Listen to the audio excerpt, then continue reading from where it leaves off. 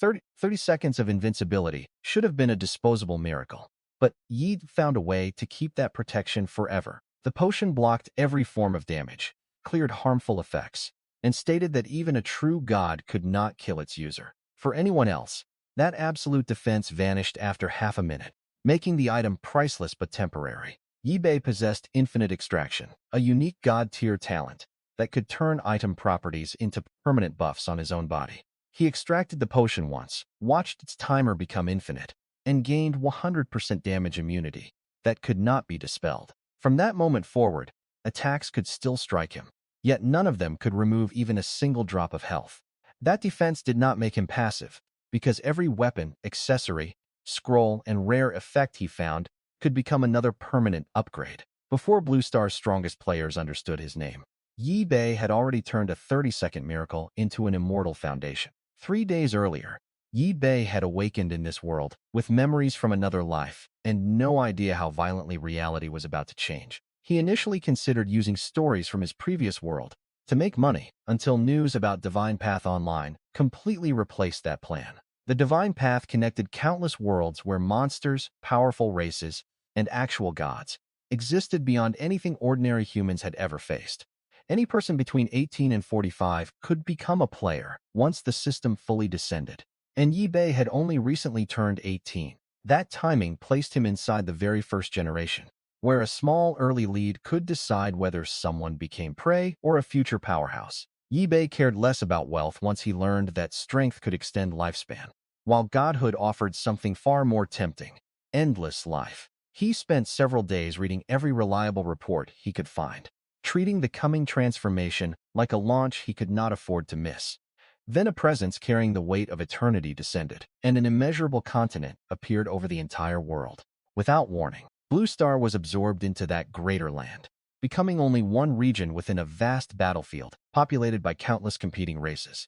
Electronic systems failed as the change occurred, cutting communications and throwing ordinary streets into panic. Before the Divine Path finally spoke, the systems announced that Blue Star would receive a protective barrier preventing the myriad races from entering for 1 full year.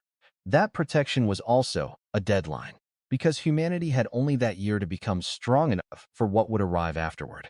Personal status panels appeared, and Yi Bei discovered that his spirit attribute already stood far above the normal human peak. His physical attributes were ordinary, but the unusually high spirit immediately suggested that a magic class would fit him better than close combat. Before choosing a class, every eligible player had to endure a talent awakening, whose grades ranged from weak common talents to extremely rare abilities. Yi Bei braced for the process, only to experience several minutes of brutal pain, while the system felt something deep inside his body. The first result looked merely respectable: a C-tier talent called Berserk, useful but nowhere near the kind of advantage he wanted. Before he could even inspect it, his status panel distorted, and the Divine Path warned that an unknown force had interfered with the system. The system repaired itself, corrected the displayed talent, and replaced Berserk with a unique ability, classified beyond the normal ceiling. Its name was Infinite Extraction, a god-tier talent whose function was simple enough to understand and terrifying once its implications became clear. Yi Bei could extract stats, or special effects from an item, and convert them into permanent buffs that stacked on himself without a fixed limit. The only major restriction was level compatibility, because an item could not exceed his own level when he attempted to extract it. That rule still left enormous room for growth, since every useful piece of equipment could become permanent strength instead of temporary gear. The strongest publicly known talent grade was only SS, so Yi Bei realized his corrected talent existed beyond the standard system hierarchy. He chose Apprentice Mage because his spirit was nearly double the human peak, and wasting that advantage on another class made little sense. The class change granted Fireball, a basic black iron spell, along with a common novice staff that barely looked worthy of his new talent. His exceptional starting spirit also triggered an additional reward, a gold skill named True Sight, that immediately changed how he could hunt. True Sight exposed monster information, weaknesses, hidden details, and nearby treasure chests that ordinary players could not detect at all. With a ranged spell, an information advantage, and infinite extraction ready, Yi Bei moved to a rooftop where low-level monsters could be targeted safely. he initially fought like a cautious mage, using height and distance, because a normal apprentice would die quickly in direct melee. His first target was a level 1 scarecrow wandering below, and one fireball ignited the dry monster before it could even understand the attack. The kill awarded energy, but the drop besides ashes mattered far more than the small amount of experience. Yibei had obtained a god-tier 100% damage immunity potion from the weakest monster he could possibly have killed.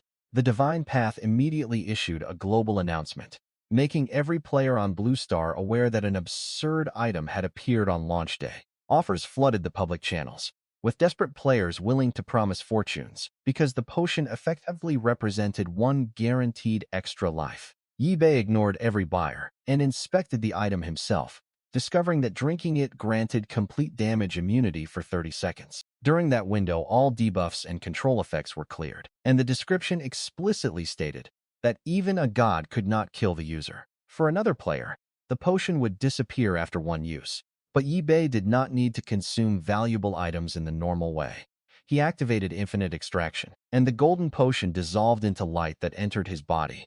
Instead of his stomach, a new permanent buff appeared, preserving complete damage immunity while changing the original 30-second duration into infinite time. The extracted effect also resisted every form of dispelling, leaving no obvious method for an enemy to remove his defense before attacking. Yibei tested the result immediately by abandoning his rooftop and jumping more than 10 meters directly onto the street below. The pavement cracked from the impact, but his body remained completely unharmed, confirming that the impossible description was not exaggerated. That proof changed his entire combat plan, because positioning for survival no longer mattered when ordinary damage had become meaningless. A group of nearby scarecrows rushed toward the noise and surrounded him, slashing hard enough nearby strucks. Their attacks stopped against his invisible protection, without harming him, while Yibei calmly studied how aggressively he could exploit the new advantage. He no longer needed to spend every fight dodging, which meant his attention and mana could be directed almost entirely toward killing faster. Fireballs burned through the surrounding scarecrows, while their counterattacks accomplished nothing, turning what should have been a dangerous mob into free progression. Dropped equipment became more valuable than equipment slots, because infinite extraction allowed Yibei to keep useful properties without wearing the original items. He began treating every piece of low-level gear as raw material, extracting small stat increases that would normally have been too trivial to matter. Several Seek bonuses stacked together, proving that infinite extraction rewarded quantity as much as rarity when enough items entered his hands. One accessory granted a chance to paralyze enemies, and Yibei permanently absorbed that effect instead of selling the item. The combination was already strange, because monsters could not injure him while his growing collection of passive effects increasingly punished anything nearby. True sight guided him toward dense monster clusters and hidden opportunities, preventing him from wasting time wandering through areas that had already been cleared. At a damaged bank, he found scarecrows trying to break through a reinforced entrance, while two frightened young players hid inside. Yibei had not gone there to play hero, but the monster concentration offered exactly the experience and drops he was searching for. He attacked the pack from outside, drawing every scarecrow toward himself, and unintentionally giving the trap players a route out of danger. Fire spread through the dry bodies quickly, and the group died while their attempts to retaliate failed against Yibei's permanent immunity. The rescued players watched him absorb attacks without retreating, seeing a combat style that made no sense under the rules they understood. Yibei moved on rather than collecting gratitude, because the early hours of Divine Path mattered more to him than building a public reputation. The city contained more than ordinary scarecrows, and True Sight soon began revealing stronger monsters whose drops could accelerate his growth faster. One useful drop contained the bronze skill Corrosion, giving him a persistent area attack that damaged enemies repeatedly after the initial cast. Yibei learned the spell and immediately recognized its value against groups, where damage over time could work while he ignored incoming attacks. Fireball handled single targets and ignition, while Corrosion punished anything that stayed near him, long enough for repeated ticks to accumulate. As both skills gained proficiency through use, their damage and coverage improved instead of remaining at their original apprentice values. Yi Bei deliberately sought larger groups because his defensive advantage allowed him to gain skill mastery under condition other mages would avoid. A stronger Scarecrow chieftain eventually appeared, carrying enough health and physical power to crush most newly awakened players in seconds. The chieftain struck Yi Bei with enough force to crater the ground, yet the attack produced the same result as every weaker hit: nothing.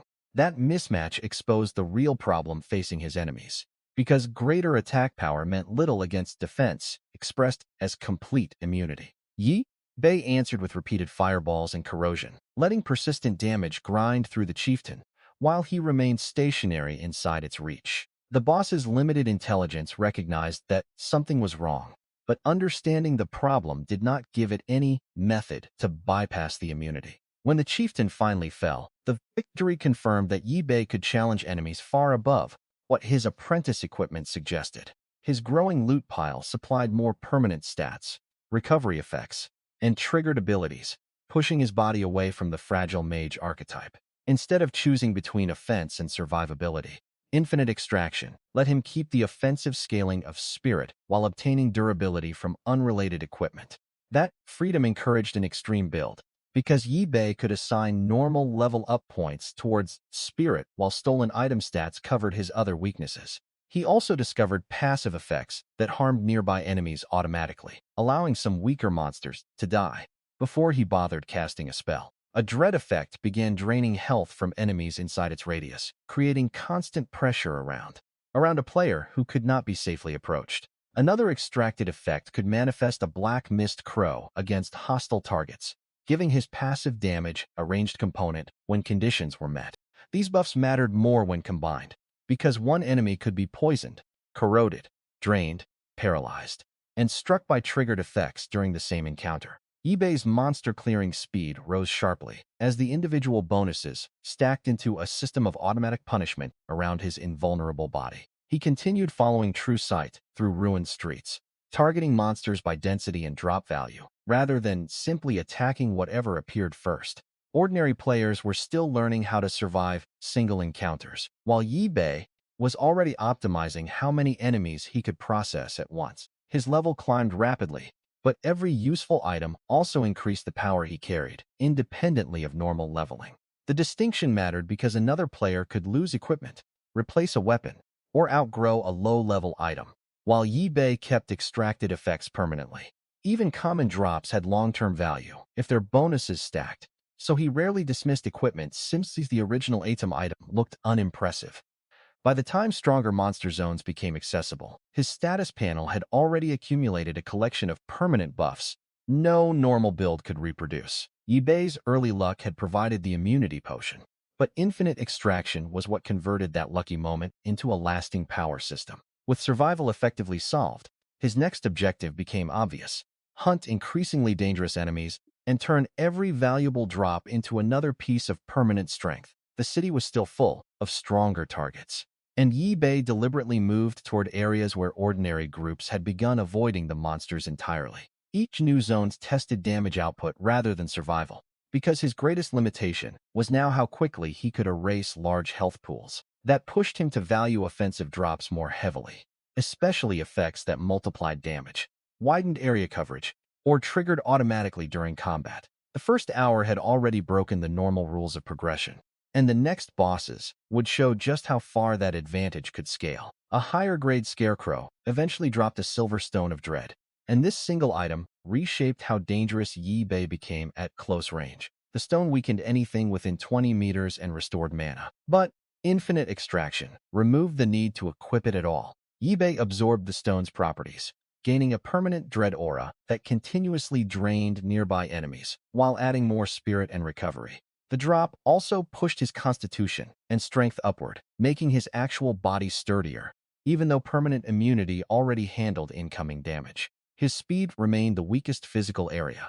so Yi Bei simply planned to steal mobility from future equipment rather than spend spirit points fixing it. True Sight then highlighted a hidden treasure chest that normal players could have walked past without realizing anything valuable was buried there. Inside waited a gold item called the Nightlust Pendant, a consumable artifact limited to several powerful releases before it destroyed itself. Each activation created a black mist crow capable of dealing heavy damage from long range, with a short delay between attacks. The limited number of uses made the pendant valuable but temporary for everyone else, which was exactly the kind of weakness Infant Extraction erased. Yi Bei extracted the pendant and obtained a permanent Nightlust buff with the same damage and range, but no remaining usage limit. Now enemies could die simply by entering the wrong distance, because the Black Mist Crow automatically punished targets before Yi Bei needed to cast anything.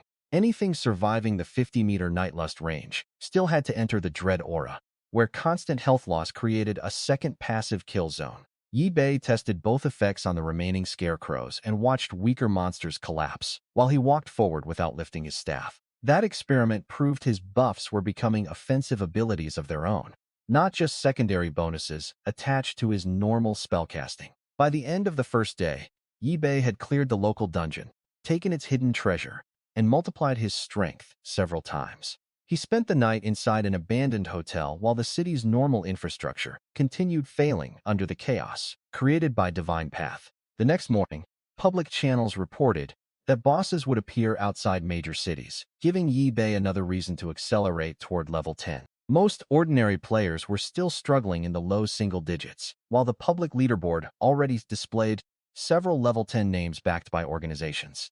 Yi Bei quickly understood how those leaders advanced, because large factions could feed energy to chosen players through coordinated group attacks. He had no organization carrying him, but he also knew raw level did not measure the permanent buffs already stacked across his body.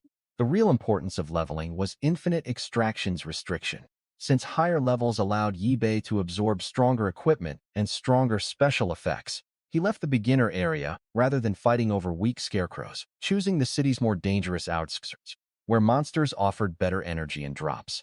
Passing another hunting group, Yi Bei's Nightlust buff automatically erased nearby water sprites before the players could understand what had attacked them. The group realized the Black Crow was not a monster, but some kind of skill attached to the stranger calmly walking past them. Yi Bei ignored their speculation and entered an overgrown city park where Divine Path energy had transformed familiar landscaping into a monster-filled wilderness. Spiked boars dominated the outer section, carrying stronger bodies and charge attacks that would overwhelm most new players caught without a defensive formation. Yi Bei met the first charge with Fall and Corrosion, then let Nightlust finish weakened boars before their tusks could threaten his position. One of the monsters dropped a black iron spiked Vambrace, whose most interesting property was not its constitution bonus, but damage reflection. The equipment returned a small percentage of incoming monster damage, a weak effect by itself, but one that Infinite Extraction could stack repeatedly. Yi Bei immediately absorbed it and recognized another broken interaction, because permanent immunity allowed enemies to attack him safely from his perspective. If reflection climbed high enough, those same enemies would hurt themselves every time they struck a target they could never actually damage.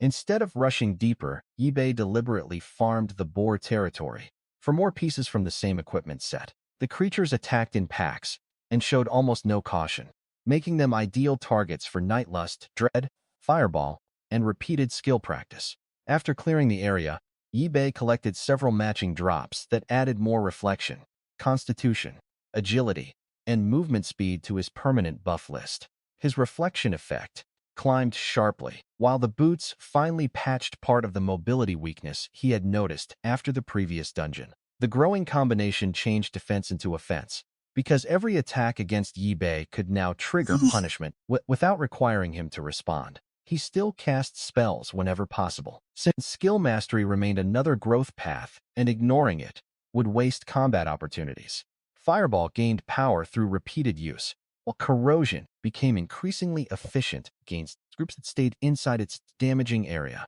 By the time the boar territory was empty, Yi Bei had reached level 9 and was already approaching the advancement threshold. He continued through the park, letting passive buffs kill monsters along the route until his accumulated energy finally pushed him to level 10.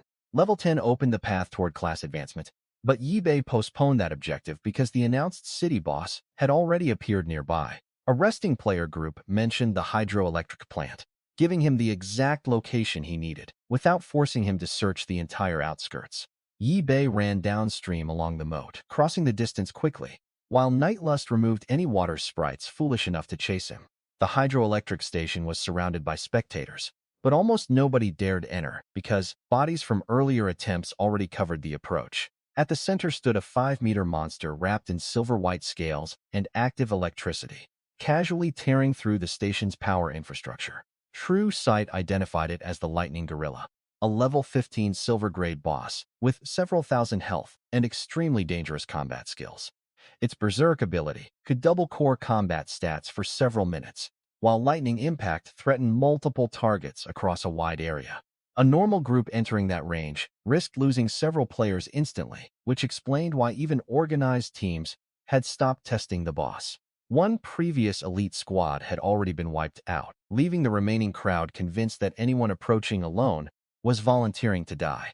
Yi-Bei walked through the spectators anyway, because guaranteed boss drops mattered far more to him than warnings, based on normal defensive limits. Several players recognized the mage whose black mist crows had erased monsters earlier, while others assumed he was another reckless newcomer. One captain warned him that even high-level teams had failed, partly from genuine concern, and partly because earning a favor from a strong player had value.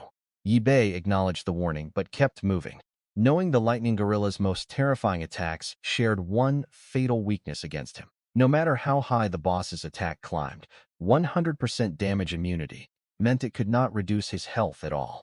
The gorilla noticed the lone intruder, abandoned the power lines, and charged with enough force to make the distant spectators retreat instinctively. Its huge fist descended toward Yi-Bei's head, carrying the kind of impact that had killed previous challengers without giving them time to recover.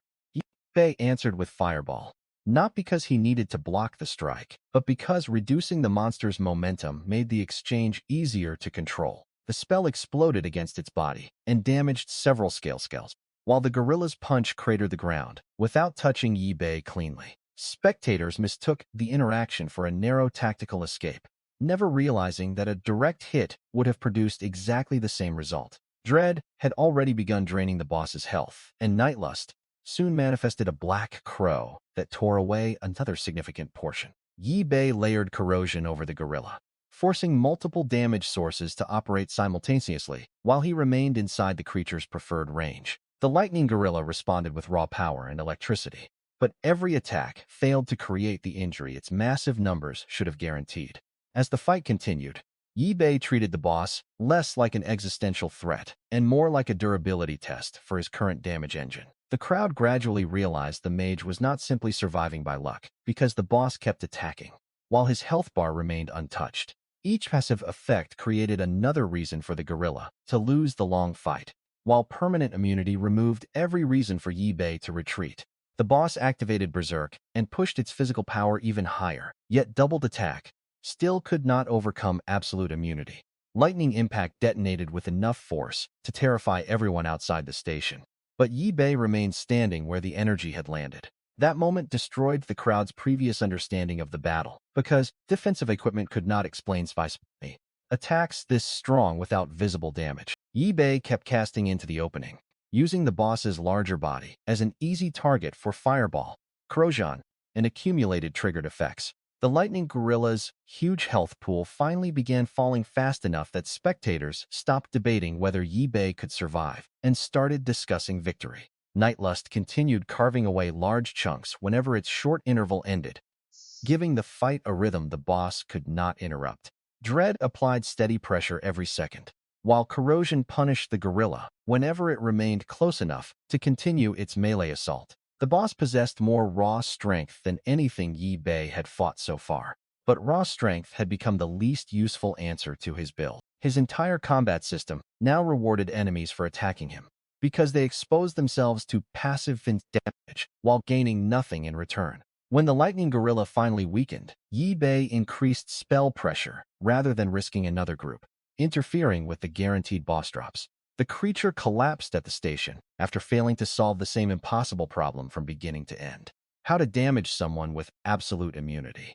The kill triggered another major announcement because Yi-Bei had completed Blue Star's first known silver-grade boss kill. That public recognition mattered less to him than the glowing drops left beside a boss whose skill set was far stronger than normal monster equipment. The rewards included a silver lightning impact skill book, giving Yi Bei access to the same area attack that had terrified the spectators. Another reward carried Berserk, the same temporary state that doubled important combat values, but normally came with strict duration and cooldown limits. Yi Bei saw immediate value in both, because stronger active skills improved his burst damage, while his extraction could remove temporary restrictions from useful item effects. He learned Lightning Impact, adding a powerful electrical attack that complemented Fireball and Corrosion, instead of replacing them.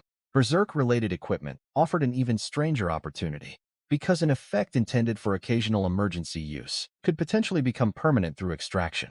Yi Bei extracted the relevant property and confirmed the pattern again. Temporary duration changed into an ongoing buff rather than expiring normally. That left him operating with a constant Berserk-style enhancement, including a major increase in offensive performance without the original timing limitation. The Lightning Gorilla had therefore strengthened him twice, first through direct skill loot, and again through an effect infinite extraction, converted into permanent power. National authorities noticed the repeated global announcements and began collecting information about Yi Bei before he ever contacted them himself. Military officials viewed the first Silver Boss killer as a potential strategic asset, while some civilian officials argued that his success might be mostly luck. The dissent centered on the immunity potion, because outsiders believed his boss victory depended on consuming a rare temporary item. Nobody in those meetings knew that the potion no longer existed as a limited consumable and had already become an infinite duration buff. Yi Bei remained unaware of the political attention, focusing instead on his status panel and the increasingly strange distribution of his permanent attributes. Because he extracted equipment from many classes, Constitution had risen dramatically, even though his chosen build invested normal points almost entirely into Spirit. Strength, Speed, Recovery, cooldown reduction, and triggered effects were accumulating alongside magic power, erasing weaknesses a specialized mage normally had to accept. His base build still behaved like a glass cannon on paper, but infinite extraction kept replacing the missing defenses with permanent benefits stolen from gear. The more varied the loot pool became, the less Yi Bei resembled any conventional class template that Divine Path players understood. He also learned that human players could drop equipment after death, another rule that would soon matter when hostiles groups began targeting his boss rewards.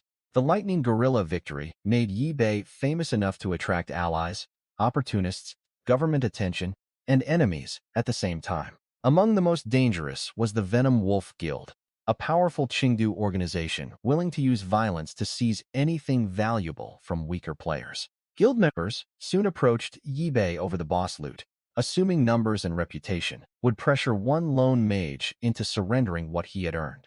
Their calculation ignored the fact that Yi Bei had just defeated something stronger than their members could survive, and done it without taking damage. The first Venom Wolf squad numbered roughly 40 to 50 players, enough to surround Yi Bei, while the Lightning Gorilla's rewards were still visible. Their spokesman approached with a polite smile, but his eyes never left the skill book and Berserk-related loot Yi Bei had just obtained. He framed the demand as a purchase offer, claiming the guild wanted to buy the 3 rewards instead of simply taking them. The formation around Yi Bei made the real meaning obvious, because archers, melee fighters, and casters were already positioned to prevent an easy refusal. Venom Wolf advertised itself as a top Chengdu power, with roughly 5,000 members, turning its membership count into an open threat. The spokesman even offered Yi Bei a senior guild position if he surrendered the boss loot, pretending recruitment could disguise the coercion. Spectators recognized the tactic immediately and whispered about the guild's reputation for stealing monsters,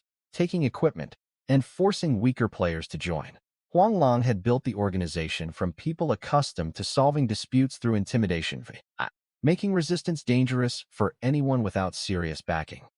Onlookers still believed Yi Bei's boss victory depended entirely on the 30-second immunity potion and assumed that protection had already expired. That misunderstanding made the guild's pressure look far more reasonable to outsiders than it actually was from Yi Bei's perspective. Yi Bei rejected both the sale and recruitment, stored the rewards, and turned away instead of allowing the conversation to become a negotiation. A guild member blocked his path, and the spokesman finally abandoned the friendly tone once it became clear.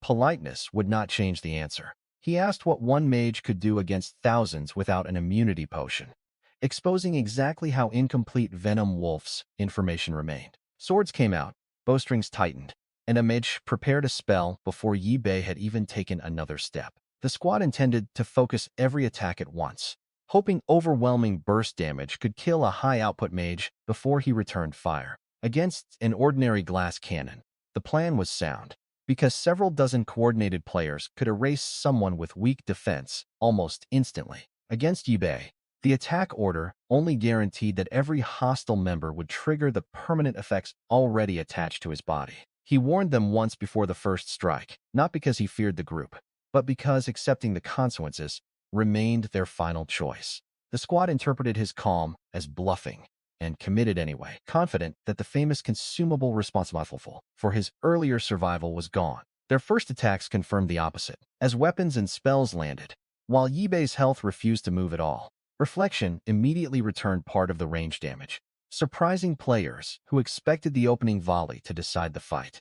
Melee fighters crossing into Dread's radius began losing health before they could turn their numerical advantage into sustained pressure. Nightlust joined automatically, sending black mist crows toward marked hostiles without requiring Yi Bei to spend mana on every target. The squad's coordinated burst became 3 different sources of punishment directed back at the people who had initiated it. Yi Bei still possessed lightning impact and the boss rewards they wanted, but his passive buffs were already enough to dismantle the formation. When he did cast, the attack simply accelerated a result the guild members had no defensive answer for. The surviving attackers finally understood why the lightning guerrilla fight had looked wrong from the outside. Yet recognition came after their retreat routes had collapsed. Defeating the squad also demonstrated that player equipment could enter infinite extractions economy, just as monster drops could. Every hostile player carrying a useful item had effectively brought another potential permanent buff into a fight they started themselves. Venom Wolf's first attempt ended as a warning, but the organization treated the loss as humiliation and prepared a response on a completely different scale. Yi Bei had no reason to hand over equipment that could become permanent power, so the confrontation moved toward violence almost immediately. The first Venom Wolf group discovered that attacking him activated the same nightmare combination monsters had already failed against. Reflection punished ranged damage, Dread harmed anyone closing in, and Nightlust automatically selected hostile targets while their attacks remained completely ineffective. Yi Bei defeated the attackers and collected their dropped equipment, turning an attempted robbery into another batch of stats and extractable effects. That result should have warned the guild to stop, but humiliation and greed made the organization more dangerous rather than more cautious. Before the larger conflict arrived, Yi Bei continued hunting, because reaching class advancement with stronger buffs mattered more than waiting for enemies to organize.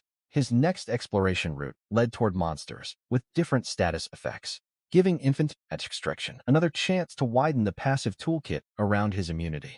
By then, Yi Bei understood the core pattern clearly. Every dangerous mechanic that arrived as loot could become permanent if his level allowed extraction.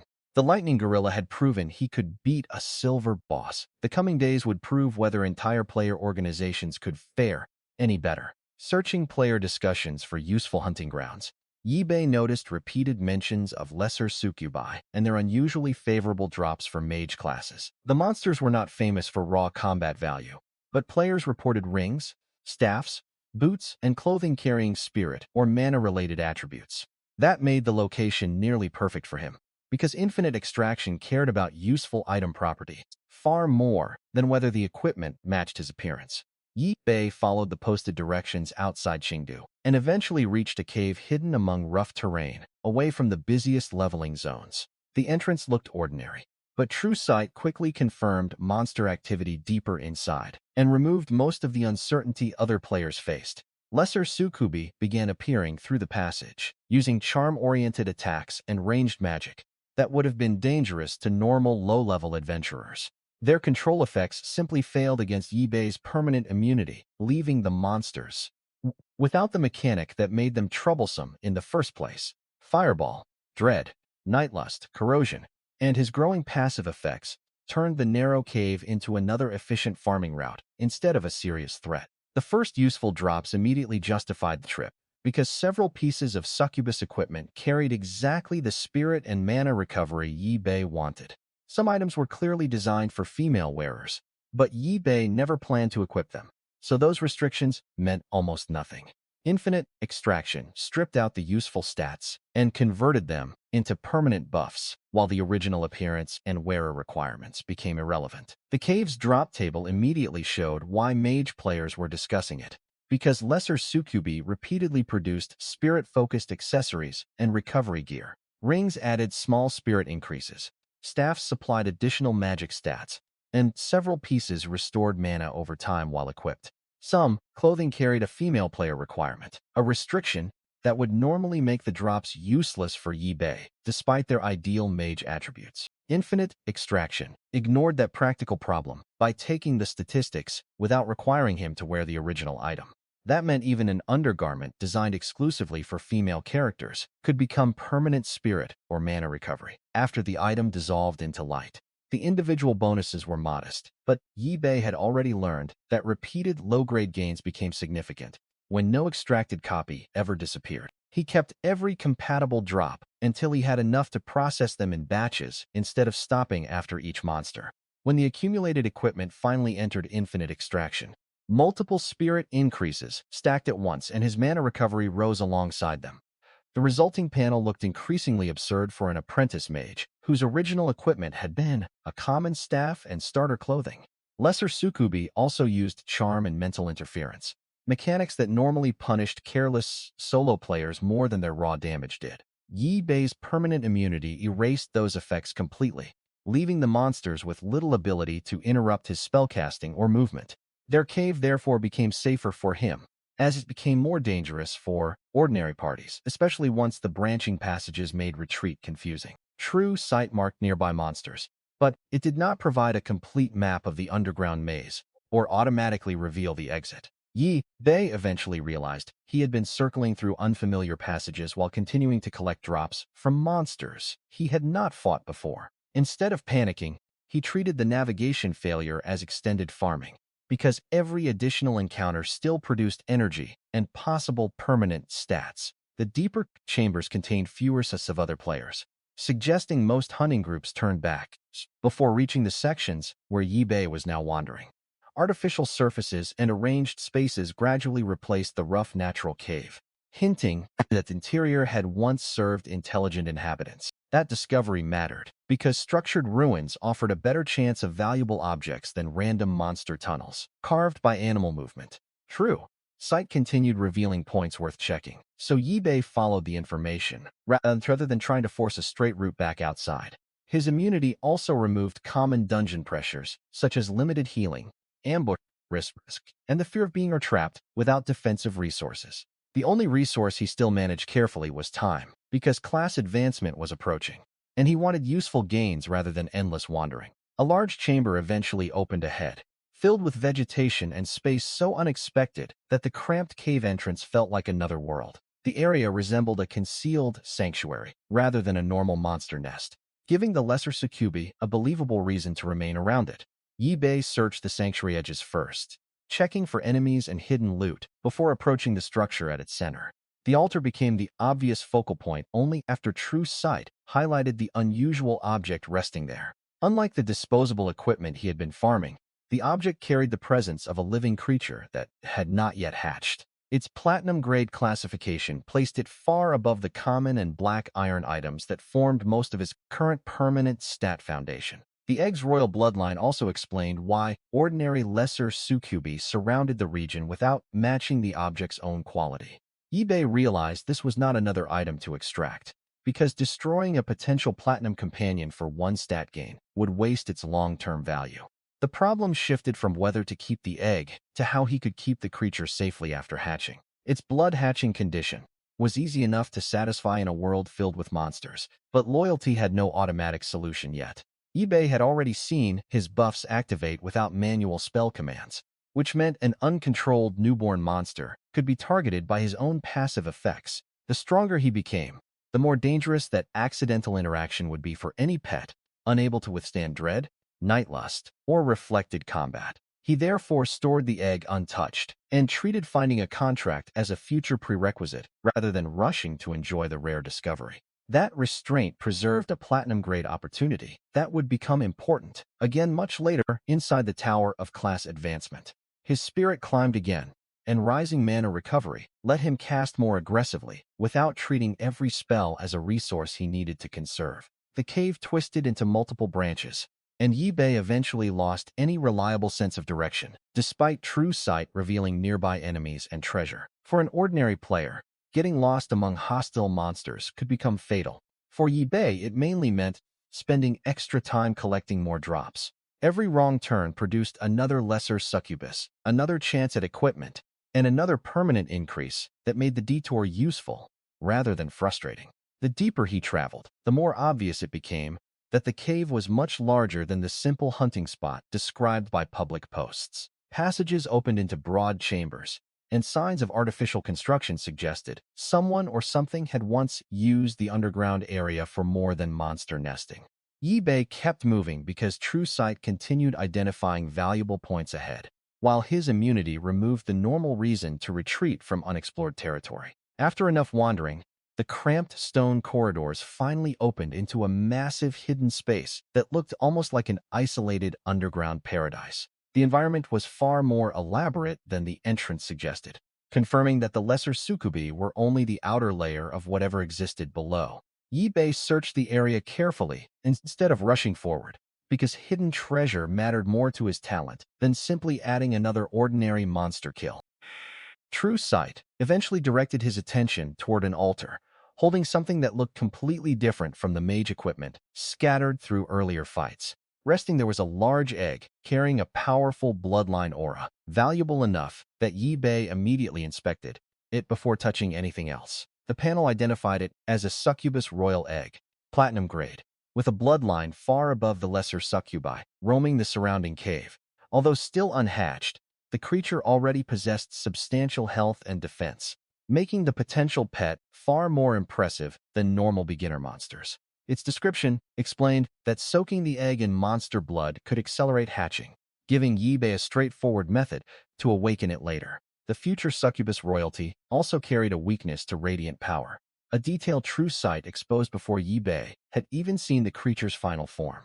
Yi Bei wanted the egg immediately, because a platinum bloodline companion could remain useful long after the low-level gear around him became obsolete. Hatching it on the spot, however, created a problem that his overwhelming defense did not solve. He had no master-servant contract available. Without a binding relationship, the newborn creature would still count as an independent monster, rather than a trusted companion under his protection. That was especially dangerous around Yi Bei, because dread, nightlust, and other automatic hostile effects could attack nearby monsters without waiting for careful commands. A newly hatched pet could therefore survive the egg only to be killed by the permanent buffs surrounding its supposed owner. Yi Bei chose patience, stored the succubus royal egg, and decided to find a proper contract before providing the blood required for hatching.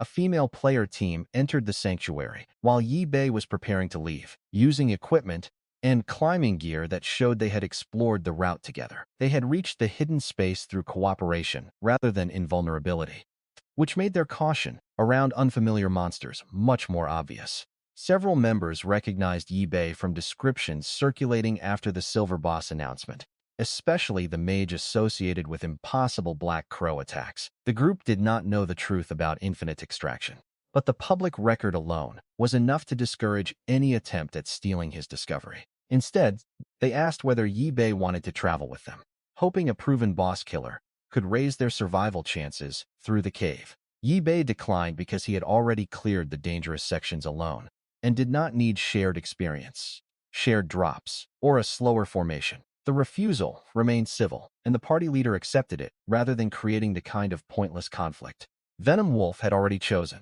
Before separating, the women mentioned the guilds wanted notice and warned that Chengdu players were being encouraged to report Yi Bei's location.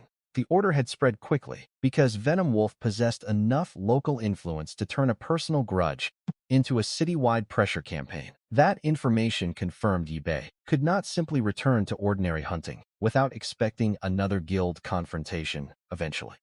He still refused to hide, since disguising his route would solve nothing, while the organization remained willing to send attackers after him. The party also knew a more reliable way out of the cave, saving Yi Bei from retracing branches that had already wasted enough of his time. Using their rope route, he climbed from the hidden area, and finally returned to open ground, without needing to fight through every tunnel again. The trip had produced more than mage stats.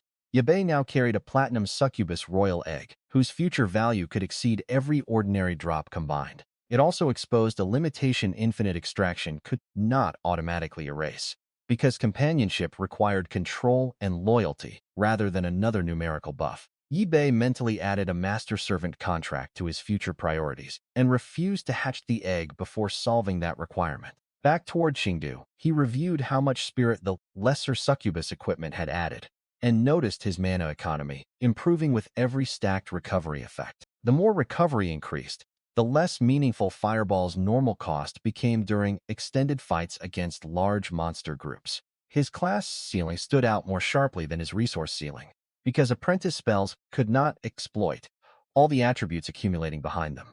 That made the coming advancement tower more than a prestige challenge. Yabe needed a class framework capable of converting his stolen stats into stronger output. Venom Wolf's wanted order created an immediate obstacle before that goal, but Yabe viewed it as temporary compared with the tower's long-term consequences.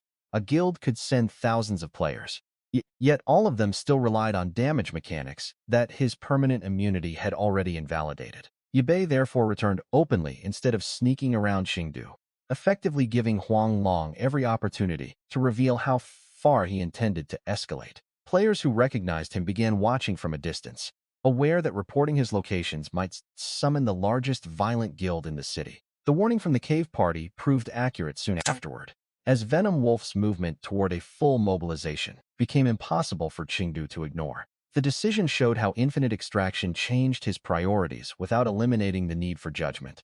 Permanent power still had to be used in the right order. While preparing to leave, Yabe encountered another player group entering the hidden area.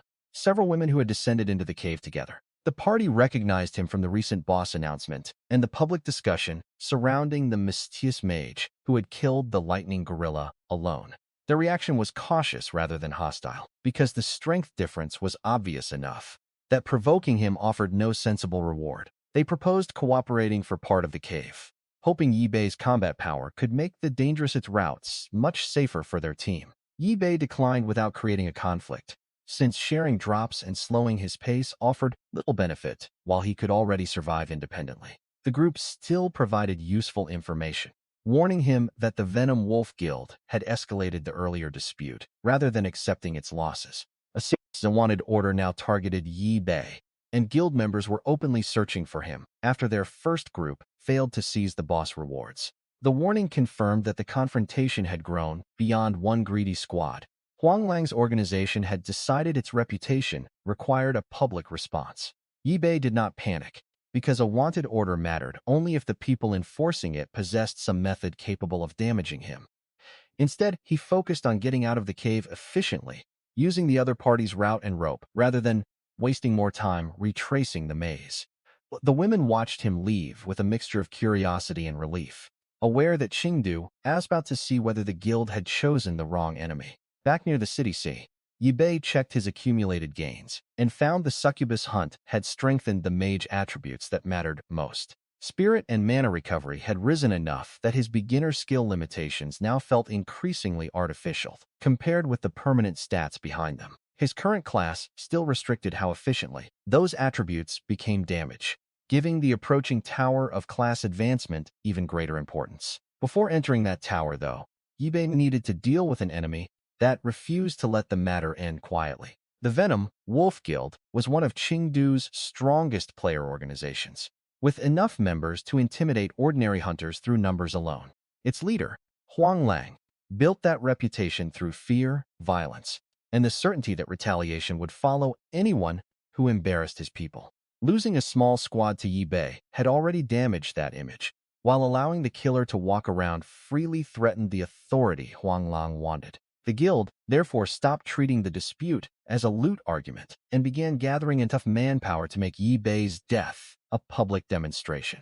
Huanglang also lacked the one piece of information that mattered most. The immunity potion's 30 seconds had already become an infinite permanent buff. From his perspective, Yabe had probably survived the lightning gorilla with a rare consumable and might possess only a few similar emergency items. That assumption made overwhelming numbers seem rational, because thousands of attacks could theoretically burn through temporary defenses, no matter how lucky the target was. In reality, every extra attacker simply gave Yi Bei more bodies for Dread Reflection, Nightlust, Corrosion, and future drops to work against. By the time Yi Bei returned to Chengdu, reports of the guild mobilization were spreading among players who expected a major fight in the city. Some observers feared Venom Wolf's size would crush one mage, while others remembered how calmly Yi Bei had walked into the Lightning Gorilla's territory. The argument drew more spectators as guild members converged, transforming a private vendetta into the kind of public confrontation Huang Lang had wanted. Yi Bei understood the symbolism too. If he retreated now, the guild could claim victory and continue using its wanted order to control his movement. More importantly, he had no reason to retreat from attacks that could not reduce his health at all. Huang Lang arrived with an enormous force behind him, turning the plaza into a sea of armed players organized around one target. Nearly the entire guild had been mobilized, giving the confrontation a scale far beyond the small group Yi Bei had already defeated. For ordinary players, thousands of enemies meant unavoidable damage from every direction. For Yi Bei, it meant thousands of chances for their own attacks to backfire. The guild surrounded him and prepared melee fighters, ranged classes, and support players, as if overwhelming coverage could eliminate every escape route. Yi Bei did not need an escape route, so he remained where he stood while Huang Lang's people tried to understand his lack of fear. The guildmaster treated that calm as arrogance, convinced Yi Bei was relying on consumables and would eventually reveal a limit under sustained pressure. He ordered the first waves forward, expecting the plaza to become the scene where Venom Wolf restored its reputation by killing the city's newest celebrity. Instead, melee players entering Dread's range began losing health before their weapons could create any meaningful result against Yi Bei. Ranged attacks reached him from outside the aura, but Reflection returned damage, while his permanent immunity erased the original hits completely.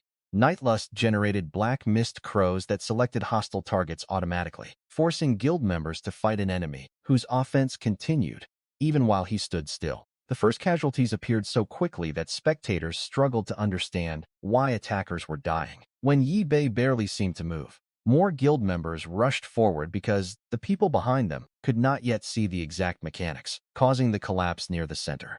That only increased the number of targets inside his overlapping buffs, turning Huang Lang's numerical advantage into a concentration problem. Yi Bei watched the formation continue feeding itself into the same danger and realized the battle required less active spellcasting than many monster hunts. His immunity prevented the guild from creating pressure, while every permanent effect accumulated from earlier loot now punished the act of attacking him.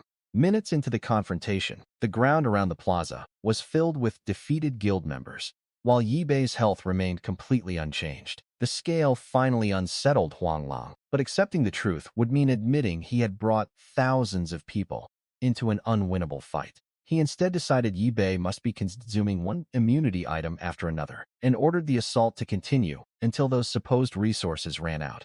The command revealed the fatal gap between Huang Lang's information and reality, because the protection he planned to exhaust no longer had a duration. Yi Bei had extracted the potion itself into permanent, law-like defense, so waiting for the effect to expire was no different from waiting forever. As the Venom Wolf Guild committed even more players, the plaza battle shifted from an attempted execution into a demonstration of what infinite extraction had created. The spectators who had expected a brief guild victory now watched hundreds fall, while the mage at the center remained untouched.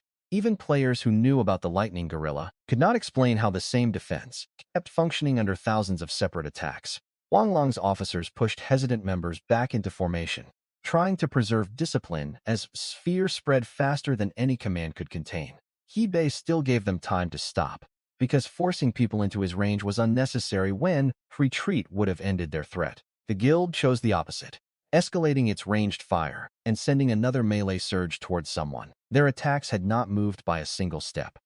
Reflection immediately punished several casters, while Dread continued draining the front ranks, and Black Crows crossed the plaza toward exposed hostile players. Yi Bei's patience finally ended when it became clear Huang Lang intended to sacrifice the entire guild rather than admit his mistake. He raised the staff for the first deliberate large-area counterattack, ready to turn corrosion from a farming tool into the battle's decisive answer. Corrosion spread across the packed formation, covering a wide section of the plaza and finally forcing hundreds of Venom Wolf members to confront the danger directly. The large area spell inflicted continuous damage across everyone caught inside, making the cost of remaining clustered around Yi Bei impossible to ignore. Players who had endured dread and reflection, while hoping his immunity would expire, now abandoned that gamble and began retreating from the center.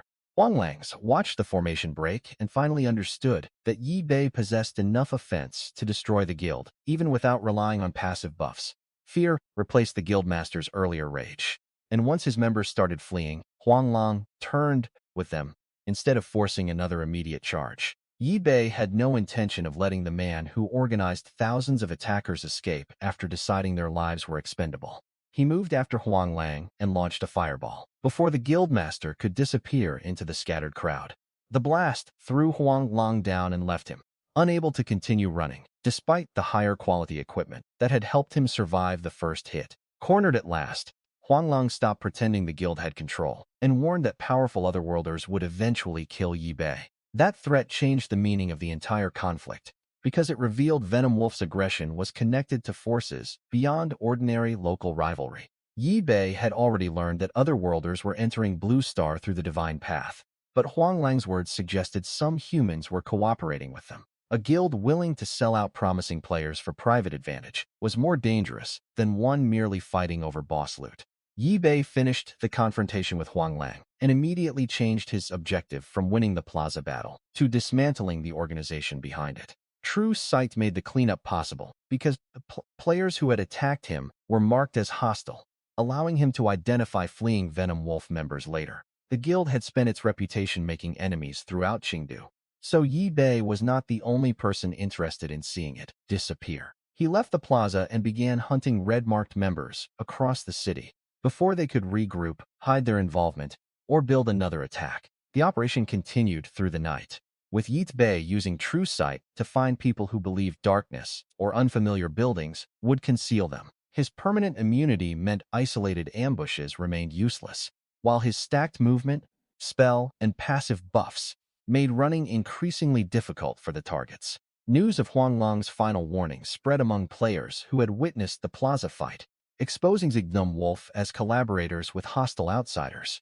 That revelation triggered a second wave of resistance from Chengdu players who had tolerated bullying, but refused to ignore betrayal of Blue Star. Small teams began locating and attacking Venom Wolf members independently, turning Yi Bei's personal retaliation into a citywide purge of the organization. Many participants had old grievances against the guild, but the collaboration accusations gave them a reason to act together instead of suffering individually. Through the night, Venom Wolf's safe spots disappeared one after another as its members lost both leadership and the intimidations that had protected them. Yi Bei personally eliminated more than 2,000 hostile guild members, while other Chengdu players accounted for most of the remaining force. By sunrise, the organization that had marched thousands into the plaza no longer possessed enough surviving members to function as a real guild. The result mattered beyond revenge. Chengdu had removed a group willing to serve Otherworld interests, while suppressing local players through violence. Yi Bei stood above the waking city after fighting all night, tired but satisfied that the threat had been removed before his class advancement attempt. He did not spend long celebrating, because thousands of defeated players had left behind equipment that infinite extraction could convert into far more lasting value. Sorting the drops produced 58 usable pieces across many classes, ranging from ordinary gear to better items with extractable secondary effects. Most would have been mediocre when judged individually, but Yi Bei's talent made quantity itself powerful because compatible effects could stack permanently. The 58 pieces came from many class types, which would normally force a player to sell most of them, rather than use the mismatched equipment. One water sprite bow added agility and carried a bleed effect, valuable even though Yi Bei had no reason to become an apprentice archer. A mage staff offered a larger spirit increase, plus hourly mana recovery, exactly the kind of property that compounded his existing specialization. Other pieces came from scarecrows, lesser sukubi, and different monster families, turning the knight's player drops into a cross-section of early Blue Star gear. Infinite extraction made the mixed origins irrelevant, because a warrior's constitution bonus and an archer's agility could coexist permanently on the same mage. Yubei processed the pile systematically, watching each item dissolve while its useful statistics moved into stacked buff entries. Spirit gained the largest increase, rising by nearly 300 points from the accumulated extractions represented on his panel. His mana recovery climbed by more than 200 per hour, making long fights increasingly limited by cooldown, rather than resource regeneration. Strength gained close to 200 bonus points, enough to make his physical attacks abnormal even without a warrior class. Constitution increased by more than 200, another huge number that remained secondary, only because total immunity already handled actual incoming damage. Agility rose by dozens of points, and stacked movement bonuses increased his speed by roughly 1/3. The Knight's drops also strengthened stamina recovery, letting his body recover from extended movement, even when he spent hours hunting without sleep. Cooldown reduction reached 30% before the tower, shortening every future spell cycle and setting up later interactions with higher-grade mage equipment. Reflection became one of the most dangerous stacked effects, reaching 150% of incoming damage against qualifying attackers. That meant an enemy could hurt itself more attacking Yubei than the same attack would have inflicted on a normal target. A lightning blade aura added a chance for extra lightning damage whenever Yubei attacked, further increasing the number of effects one successful hit could trigger.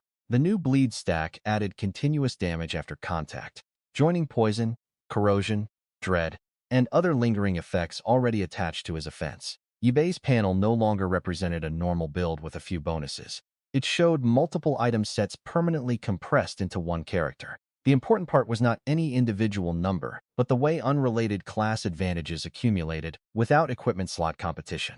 A conventional mage had to choose between damage, survivability, mobility recovery, and utility when selecting gear. Yubei could wear whatever currently looked best, while preserving older properties forever. So replacing equipment never meant surrendering the previous investment. That changed his view of loot quality, because even common gear remained useful if it contributed a stackable effect he had not exhausted. The only true restriction remained item level, encouraging him to raise his own level quickly enough to keep extracting higher-grade rewards. Class advancement would therefore improve two systems simultaneously, increasing his normal growth while expanding the range of future items. Infinite extraction could consume. The tower also promised stronger skill books, something Yubei needed because his apprentice spells were beginning to lag behind his permanent statistics. Even Fireball at high proficiency could not scale indefinitely, while its class framework remained stuck at the beginner tier. His physical strength had reached the point where a direct strike could rival spells that were supposed to define his mage identity. Rather than abandon magic, Yubei treated that mismatch as evidence that the advancement tower needed to be cleared as high as possible. A better class could multiply the value of spirit he already possessed while infinite extraction continued solving every secondary weakness around it. With Venom Wolf gone and his loot processed, nothing in Chengdu mattered more than preparing for the tower's arrival. He began extracting one piece after another, converting class-specific gear into universal buffs without caring whether the original equipment suited a mage. Spirit rose by hundreds of points, pushing the attribute that had started unusually high into a range ordinary apprentice player could barely imagine. Strength also climbed sharply, giving Yubei physical power that increasingly exceeded what his beginner mage identity suggested. Constitution passed the normal human scale as well, although raw durability remained almost unnecessary while complete damage immunity protected him. Agility improved, while movement speed bonuses made it easier to reposition even before future class skills expanded his mobility options. Mana recovery accumulated from multiple items, supporting longer spellcasting sessions, without forcing Yubei to depend entirely on potions between fights. Stamina recovery grew too, useful after an entire night of pursuit, and increasingly relevant if future tower floors required extended continuous hunting. His reflection buff reached 150%. Meaning attackers could suffer more damage from hitting Yubei than the original attack would normally inflict. A cooldown reduction buff reached 30%, shortening the interval between his skills and multiplying the practical value of every offensive spell already learned. Bleed effects stacked into another permanent damage source, adding continuous loss after Yubei successfully damaged a target. Lightning Blade Aura gave each attack a chance to trigger extra lightning damage, another mechanic that could activate alongside poison, bleed, and other effects. By the end of Extraction, Yi Bei had collected more than a dozen meaningful permanent buffs from the Venom Wolf equipment alone. His 4 core attributes had changed dramatically, with most passing 100, while Spirit climbed beyond 300. Those numbers exposed a growing problem. Apprentice mage skills were still designed around beginner scaling and could not fully convert his enormous stats into damage. A normal low-level player needed more attributes.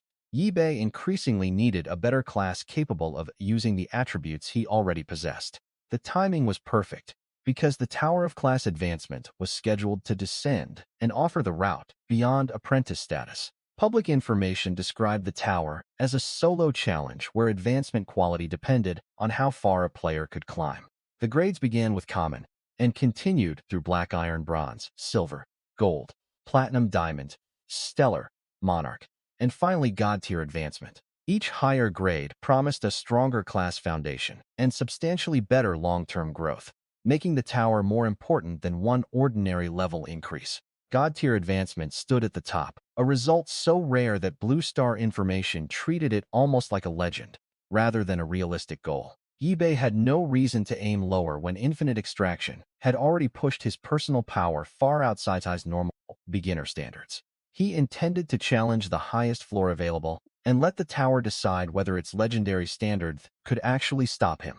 The tower also provided limited revival protection during the trial, giving players several opportunities to recover from failed attempts before death became permanent. That safety mattered to ordinary challengers, but Yi Bei entered with a different advantage. Most direct threats could not damage him in the first place. The greater obstacle would be completing increasingly large kill requirements and finding ways to finish each floor efficiently enough to keep progressing. When the Tower of Class Advancement finally appeared, enormous numbers of players entered, each hoping to turn early Divine Path progress into a stronger future class. The announcement constructed teleportation arrays in every major city, giving level 10 players direct access to the tower without traveling across the transformed continent. Blue Star's public channels exploded immediately because class advancement was the first clear dividing line between ordinary beginners and future elites. Many players were not level 10 yet and realized the first wave leaders were about to widen an already painful gap. Others bragged about reaching the threshold, though most realistically hoped for black iron, bronze, or another middle grade result rather than the legendary ceiling. Public guides explained that common advancement gave only a small number of free attribute points at each future level. Black iron doubled that basic gain and added an appropriate skill book, establishing the pattern followed by the intermediate grades. Each successive advancement improved future tribute growth, so the difference multiplied across dozens of later levels, instead of remaining a one-time reward. A weak advancement could therefore look acceptable immediately, while becoming a massive disadvantage once players reached higher levels. Monarch advancement already offered extraordinary future growth, but God tier suddenly doubled the free attributes available beyond Monarch. The God tier class and its skill were also unique across Divine Path, making the reward fundamentally scarcer than ordinary high-grade equipment. Leaked Otherworld information claimed fewer than a handful of such advancers existed across vast regions, emphasizing how unrealistic the target sounded for new Blue Star players. Those rare individuals could at least pursue demigod power after successful long-term growth, placing the advancement on a path toward the immortal beings Yi Bei wanted to surpass. For Yi Bei, the difficulty only made the target more appropriate, because a god-tier talent settling for an ordinary class would waste the advantage he already possessed. He headed toward Chengdu's teleportation array while reading the available advancement information, instead of entering blindly.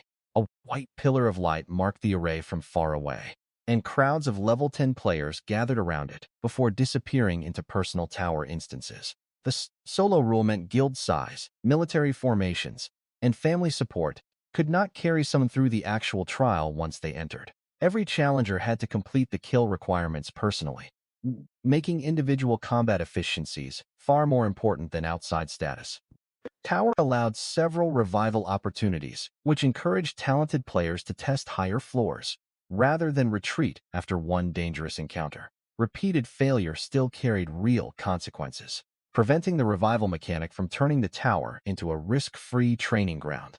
Yibei's immunity made the death limit almost theoretical, but the enormous task counts could still stop if his offense failed to keep pace. He entered without revealing his name publicly on the ranking, leaving observers able to track an anonymous climber's progress without knowing his identity.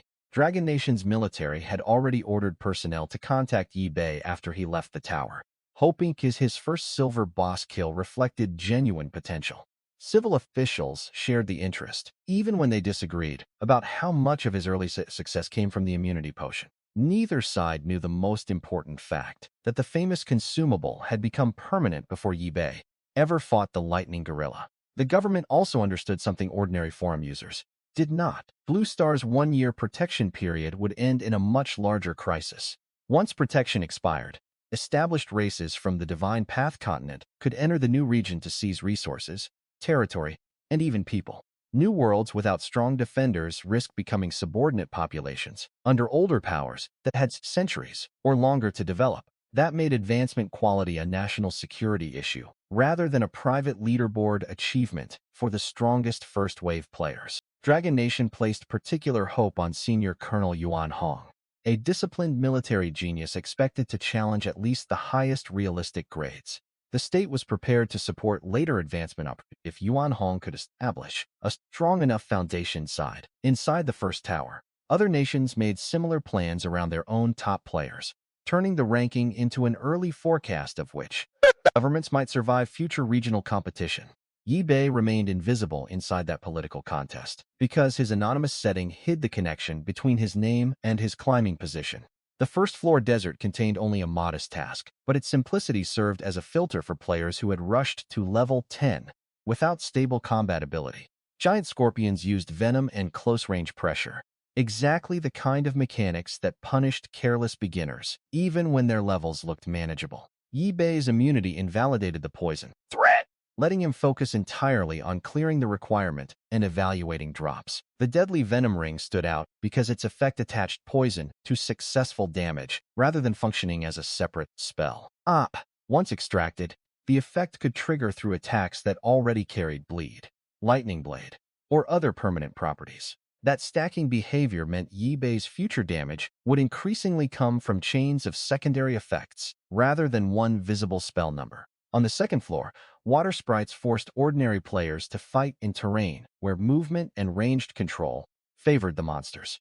Yibei's earlier water sprite encounters had already shown him their general behavior, allowing him to move directly into efficient clearing. Their drops added more recovery and attribute value, while the task counts separated him further from challengers, who needed repeated pauses to heal. The third-floor bloodthirsty bats attacked from darkness and used sound-based interference designed to create openings before physical strikes landed. True sight removed the concealment advantage, and permanent immunity removed the control, reducing a dangerous ambush floor to target acquisition and area damage. The population rankings outside continued shrinking rapidly, as thousands of challengers reached floors where one mistake or insufficient resources stopped further progress. Yibei, by contrast, crossed the early stages without spending healing items, defensive consumables, or revival chances. That resource advantage mattered, because every unopened potion and unused emergency tool remained available for whatever unusual requirement later floors might introduce. The fourth-floor Bone Spike Wolves finally rewarded him with effects strong enough to reshape future progression rather than simply making an easy floor faster. Bone Spike added control after successful damage, while the Double Energy Scroll offered a temporary progressions multiplier no normal player would casually waste. Infinite Extraction converted both into permanent buffs, turning the tower's own reward system into another engine that made every later floor easier. From that point forward, higher task counts also meant higher returns for Yibei, because each required monster delivered double the energy another player received. Yibei joined them without drawing attention to the permanent buffs hidden behind his ordinary-looking mage equipment. The first floor placed him in a desert environment and assigned a straightforward objective involving giant scorpions between beginner and intermediate levels. Unlike the open world, the tower created a personal instance, so every monster and drop inside belonged entirely to the challenger who earned them. Yibei located the first scorpions through true sight and quickly discovered that their attacks were even less relevant than the city battles behind him. He used Fireball and passive damage to clear the required targets while examining every drop for effects worth extracting. One silver item immediately stood out: the deadly Venom ring, carrying a poison effect that triggered whenever its wearer successfully dealt damage. The original ring added poison over time, useful but limited by equipment slots, and the need to keep wearing one specific item. Infinite Extraction removed that limitations by converting the effect into a permanent deadly venom buff attached directly to Yi Bei. From then on, successful damage could add poison on top of his existing bleed, dread, nightlust, corrosion, and other effects. The first floor therefore gave him more than advancement progress. It expanded the number of independent damage mechanics every future enemy would need to endure. After completing the Scorpion requirement, Yi Bei advanced immediately, rather than wasting time farming a floor whose remaining drops no longer offered enough value. The second floor shifted to a swamp filled with water sprites, requiring a much larger number of kills before progression would unlock. Their environment favored aquatic movement and ranged harassment, but Yi Bei simply treated the area as another chance to test his improving cooldowns.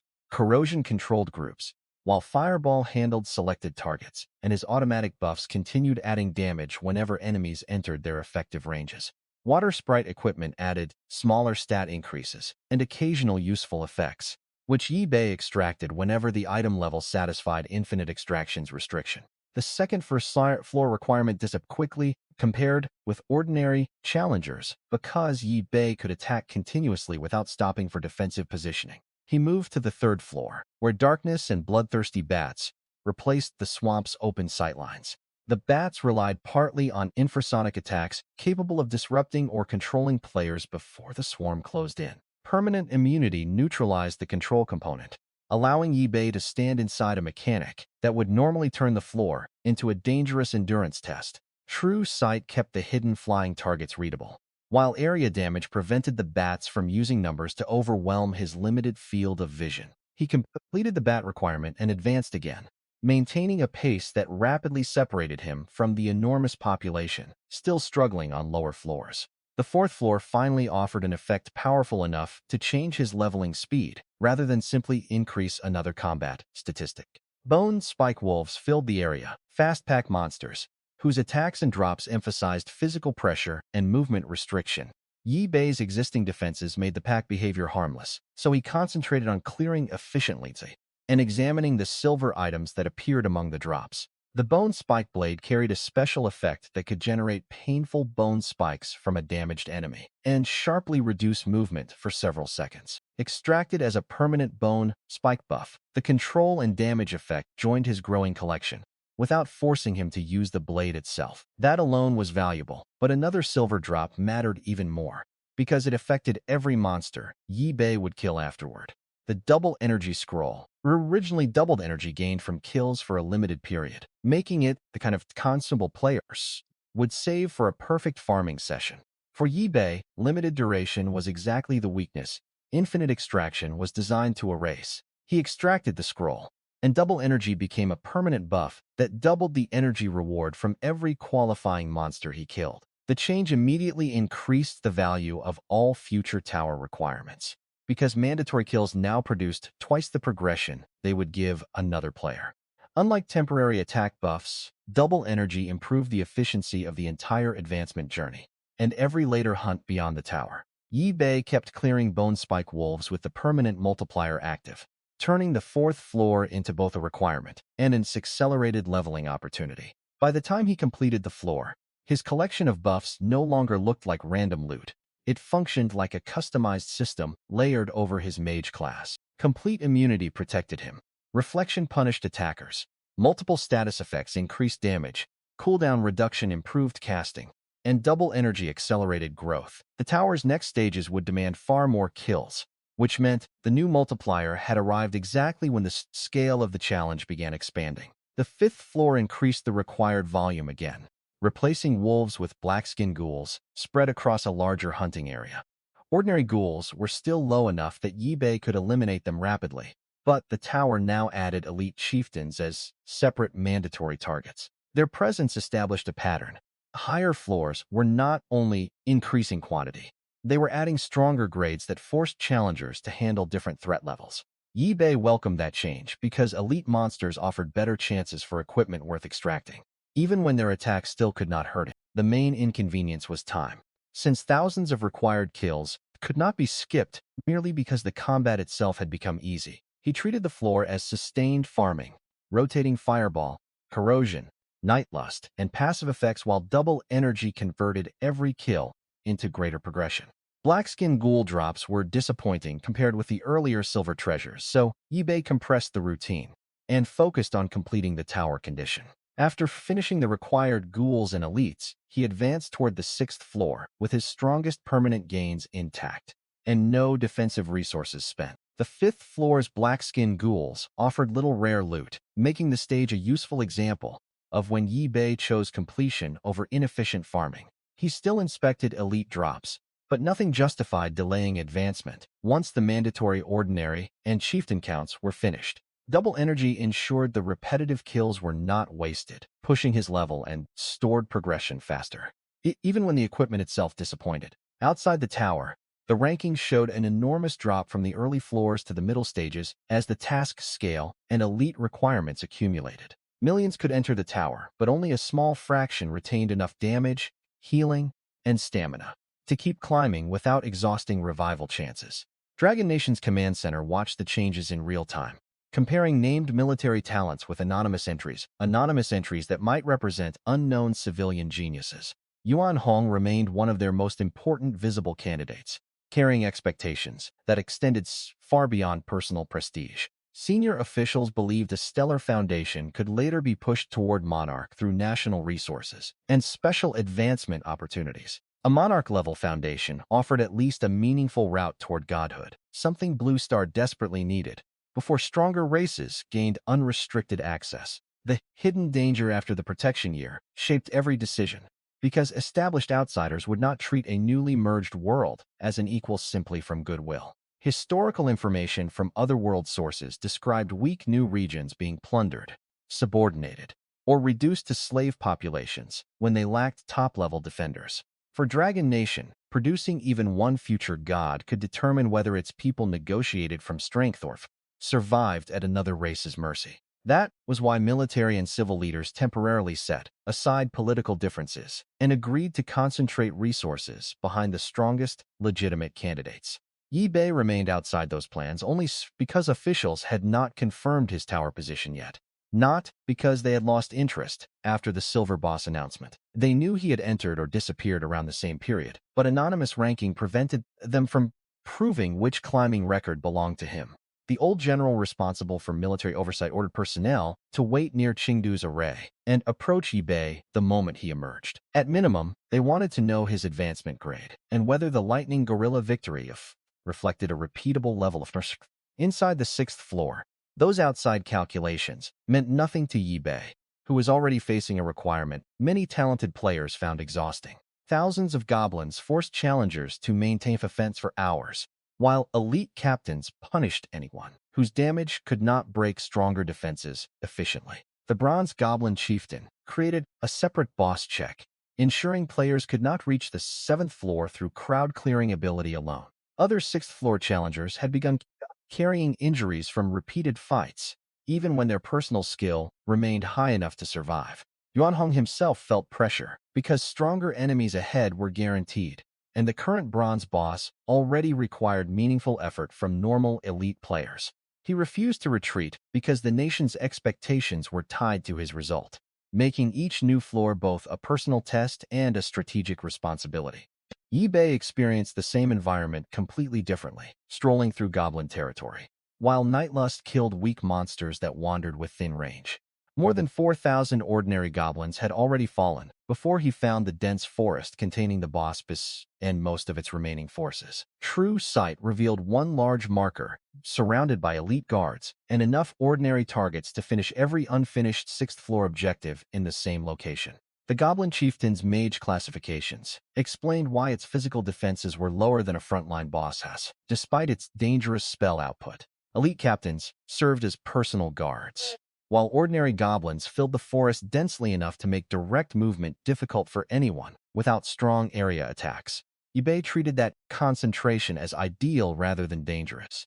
because corrosion and his automatic buffs became more efficient as enemy density increased. The chieftain's enormous fireball looked more powerful than Yi Bei's beginner spell, but its advantage disappeared when the target did not need to dodge. Goblin spears, melee attacks, and spells struck around him, while reflection and permanent debuffs dismantled the supporting formation almost independently. Every reflected hit could also trigger other extracted effects, creating interactions the individual items had never been designed to produce together. Deadly Venom, Bleed, Bone Spike, Dread, and Nightlust all contributed while Yi Bei reserved most direct casting attention for the bronze boss. The chieftain eventually recognized the losing exchange and attempted to flee after throwing another spell backward to create distance. Yi Bei ran straight through the explosion, proving again that defensive attacks could not buy time against someone who had no reason to respect their damage. Lightning impact triggered paralysis, stopping the escape long enough for Bone Spike to reduce movement after the stun ended. The boss then became a stationary target for repeated fireballs, lightning impact, corrosion, and the permanent status effects already stacked across its body. Its defeat completed the difficult portion of Floor 6 and produced the Radiance set that transformed Yi Bei's casting speed. The Diamond-grade staff, ring, and robe carried large spirit increases plus mana recovery and multiple cooldown reduction effects. Yi Bei wore the set instead of extracting it immediately because keeping powerful current equipment did not prevent him from extracting those properties after replacement. With the new pieces combined with previous cooldown buffs, his total reduction approached the point where Fireball's normal delay almost disappeared. The remaining ordinary goblins became a live fire test, and Yi Bei launched repeated fireballs at intervals of only fractions of a second. For observers, the result would have looked less like beginner magic and more like sustained bombardment from a weapon platform. His mana recovery and enormous spirit let him maintain the pace long enough to finish the last 6th floor kills without needing another tactical adjustment. When the tower accepted completion, only a tiny number of players had already reached floor 7, showing how wide the gap had become. Yi Bei entered among that small group while still anonymous, keeping national analysts from knowing that one of their most interesting, unconfirmed prospects was already this far ahead. The ranking included Yuan Hong and several other recognized geniuses, giving Yi Bei his first clear view of who had survived near the leading edge. He did not treat them as enemies, but their presence provided a useful measure of how unusual his own pace had become. Floor 7 then presented a task large enough that even Yi Bei could not clear it through one burst, forcing efficiency to matter more than survival. 10,000 human-faced spiders, elite captains, bronze leaders, and a silver spider king stood between him and the 8th floor. The 6th floor replaced ghouls with a much larger goblin population and required 5,000 ordinary kills, dozens of elite captains, and one bronze chieftain. For most challengers, the bronze boss represented a serious wall because its escort and spellcasting turned a simple duel into a coordinated encounter. Yi Bei instead treated the floor as another efficiency test, letting Nightlust erase nearby stragglers, while he searched for the boss through true sight. The tower population had already collapsed sharply by this point, and even elite Blue Star challengers were beginning to suffer injuries and resource pressure. Dragon Nation officials monitored the rankings closely because a high advancement grade could determine whether Blue Star produced anyone capable of resisting foreign races later. They also tracked Yi Bei, but his anonymous ranking status prevented the government from knowing exactly which floor the lightning gorilla killer had reached. That uncertainty worked in his favor, allowing him to climb without turning every new floor into another public spectacle centered on his identity. Yi's reason for climbing remained simple. God-tier advancement awarded 320 free attribute points per level, and a unique God-tier skill. The grade also produced a unique class, making its growth fundamentally different from the incremental improvements separating the lower advancement tiers. Otherworld intelligence claimed successful God-tier advancers were extraordinarily rare and possessed a path that could at least reach demigod-level power. Yi Bei already possessed a God-tier talent, so accepting a mediocre advancement before testing the tower's ceiling made no sense to him. On the 6th floor, True Sight finally revealed a dense forest filled with goblins and one enormous red marker deeper inside.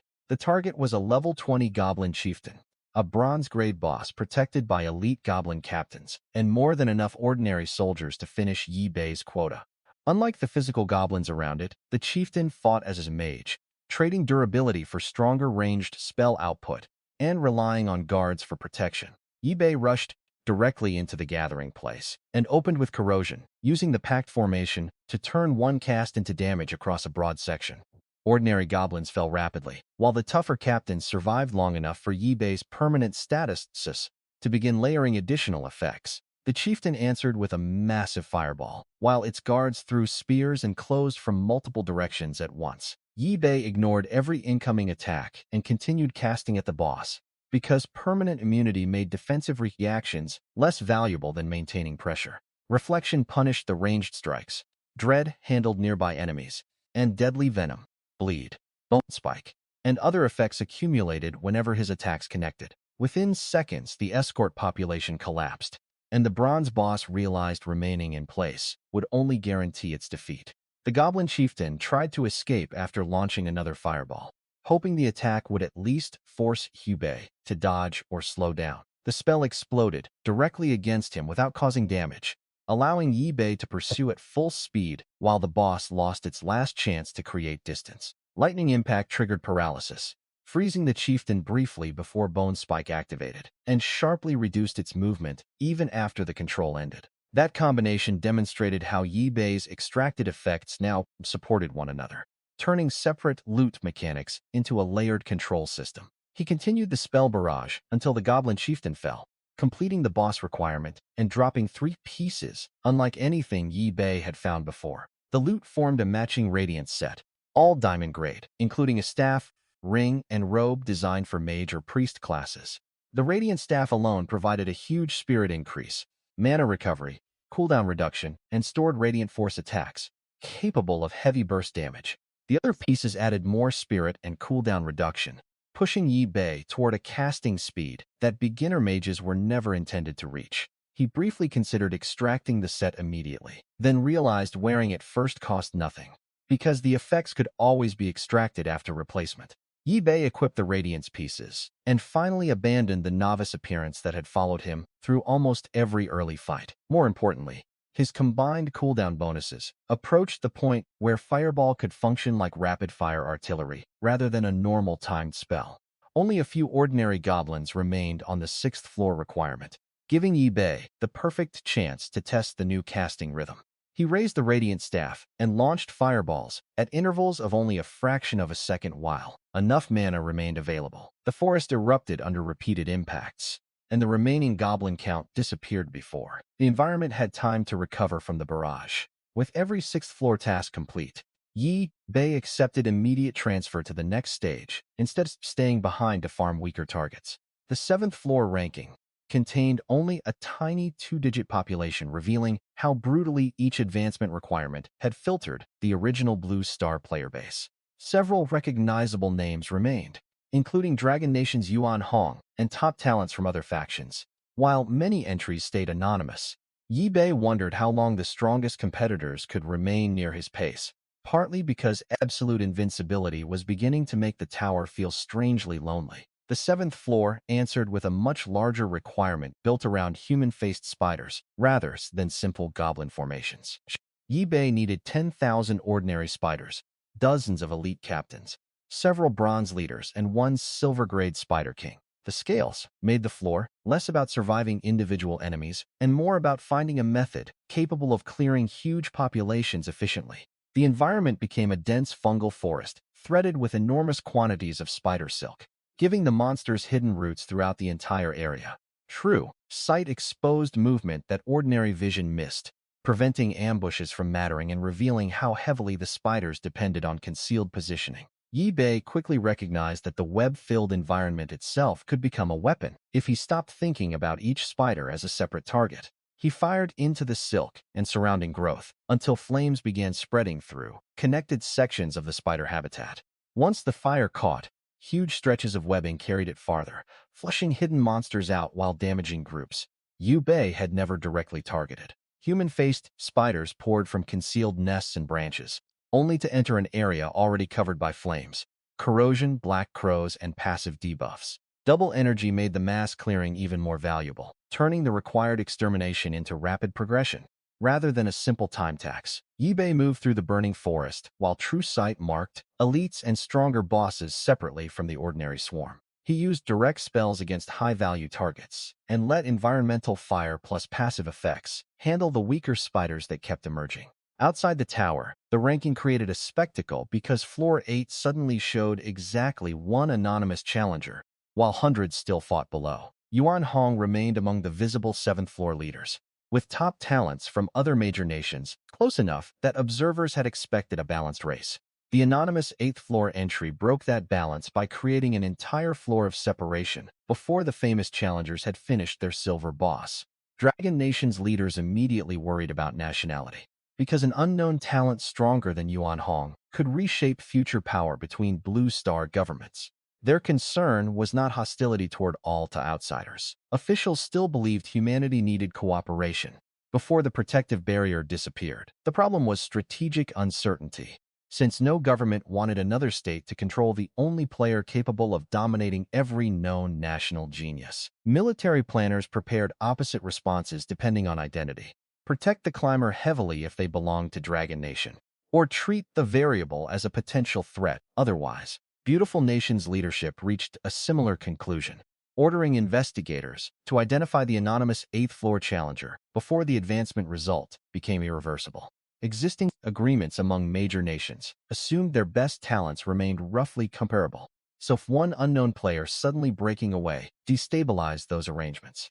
Bear Nation officials also monitored the same ranking, showing that Yibei's anonymity had created international tension without him knowing any of it. Inside the tower, Yibei saw only the task panel and found the 8th floor requirements far more concrete than outside speculation. He needed 20,000 ordinary gnomes, 200 elite captains, 20 bronze leaders, and 5 silver chieftains. The absence of a gold-grade boss surprised him, because the pattern of rising difficulty had suggested another boss tier might appear immediately. Even without gold opposition, the multiplication of bronze and silver targets made the stage much harder for challengers, who reached it through narrow victories.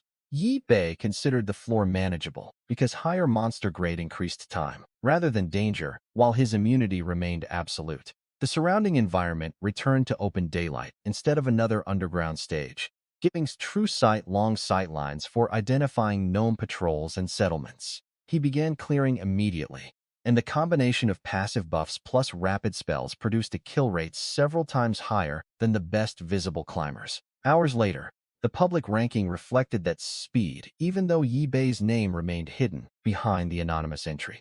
After fighting across multiple floors without meaningful rest, physical fatigue finally became more relevant than monster attacks for the first time in the tower. Yibei paused after eliminating roughly half the gnome requirement, choosing sleep over lowering efficiency through exhaustion. Because his task progress stopped suddenly, people watching outside assumed the anonymous challenger might have been injured or trapped by a boss. Dragon Nation's command room debated whether the pause meant failure, especially since they still did not know whether the player was one of their citizens. Beautiful Nation's General Mike felt the same uncertainty, simultaneously fearing the climber's success and hoping the unknown genius might belong to his own side. The contradiction existed because everyone understood that a god-tier advancer could become more valuable to Blue Star than ordinary national competition.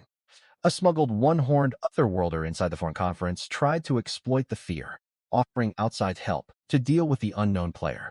General Mike refused to hand Blue Star's internal problem to the smuggled race and argued that a true god-tier human should be supported against external threats. That position reflected a broader calculation emerging among the major governments as the anonymous challenger continued climbing. A monarch advancer might still be treated as a national rival, but a successful god-tier advancer could raise Blue Star's survival chances against far older races.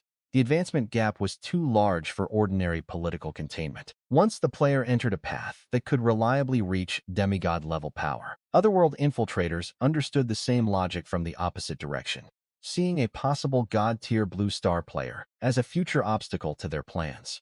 Multiple governments still prepared contingencies while waiting for proof, because nobody knew whether the anonymous progress would continue beyond Floor 8. When Yibei woke and resumed killing, the ranking began moving again, ending public fears that the mysterious climber had suffered a catastrophic setback. His progress accelerated through the remaining gnomes because rest restored the concentration needed to maintain rapid target selection and continuous spellcasting. The outside's world watched percentages change, while Yi Bei remained unaware that entire military and intelligence organizations were reacting to each update. For him, the critical question was still loot quality, because one rare effect could matter more than thousands of ordinary kills. That philosophy soon paid off when stronger gnome bosses began dropping effects unavailable from common members of the species. A frost-related weapon offered another permanent control chance after extraction, expanding the status chain surrounding Yebei's attacks. Yet, even that silver-grade reward was overshadowed by the god-tier skill that appeared later in the same floor. The ranking drama had made Yi Bei strategically important outside, but Cursed Flame would give him a tool capable of making future god-level enemies weaker inside combat. But by the time the 8th floor populations still showed only his anonymous entry, every major observer understood the next advancement result could change far more than one leaderboard. The 7th floor still took substantial work, because 10,000 kills could not be replaced by one spectacular attack, even with overwhelming combat superiority. Unlike earlier farming sections, however, every large group now tested how efficiently his permanent effects could overlap without wasting mana. The elite spider captains fell whenever they entered his control range, while bronze required more deliberate spell focus before their larger health pools disappeared. Each stronger enemy also offered better drop potential, giving Yi Bei a reason to inspect loot instead of treating the entire floor as repetitive clearing. One extracted effect eventually added true damage to his growing buff collection, allowing part of his offense to ignore ordinary defense calculations entirely. That mechanic mattered far more than another flat stat increase, because future bosses could survive through extreme defenses, even when Yi Bei's raw attack kept rising.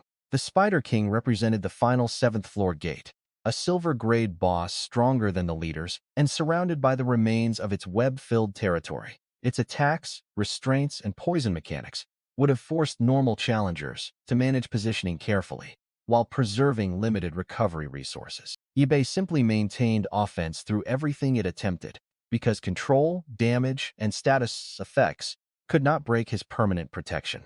True damage, poison, bleed, bone spike, nightlust, corrosion, and rapid spellcasting stacked pressure from multiple directions until the silver boss could no longer endure. When the Spider King fell, the tower accepted the 7th floor requirements and opened the path to the 8th stage.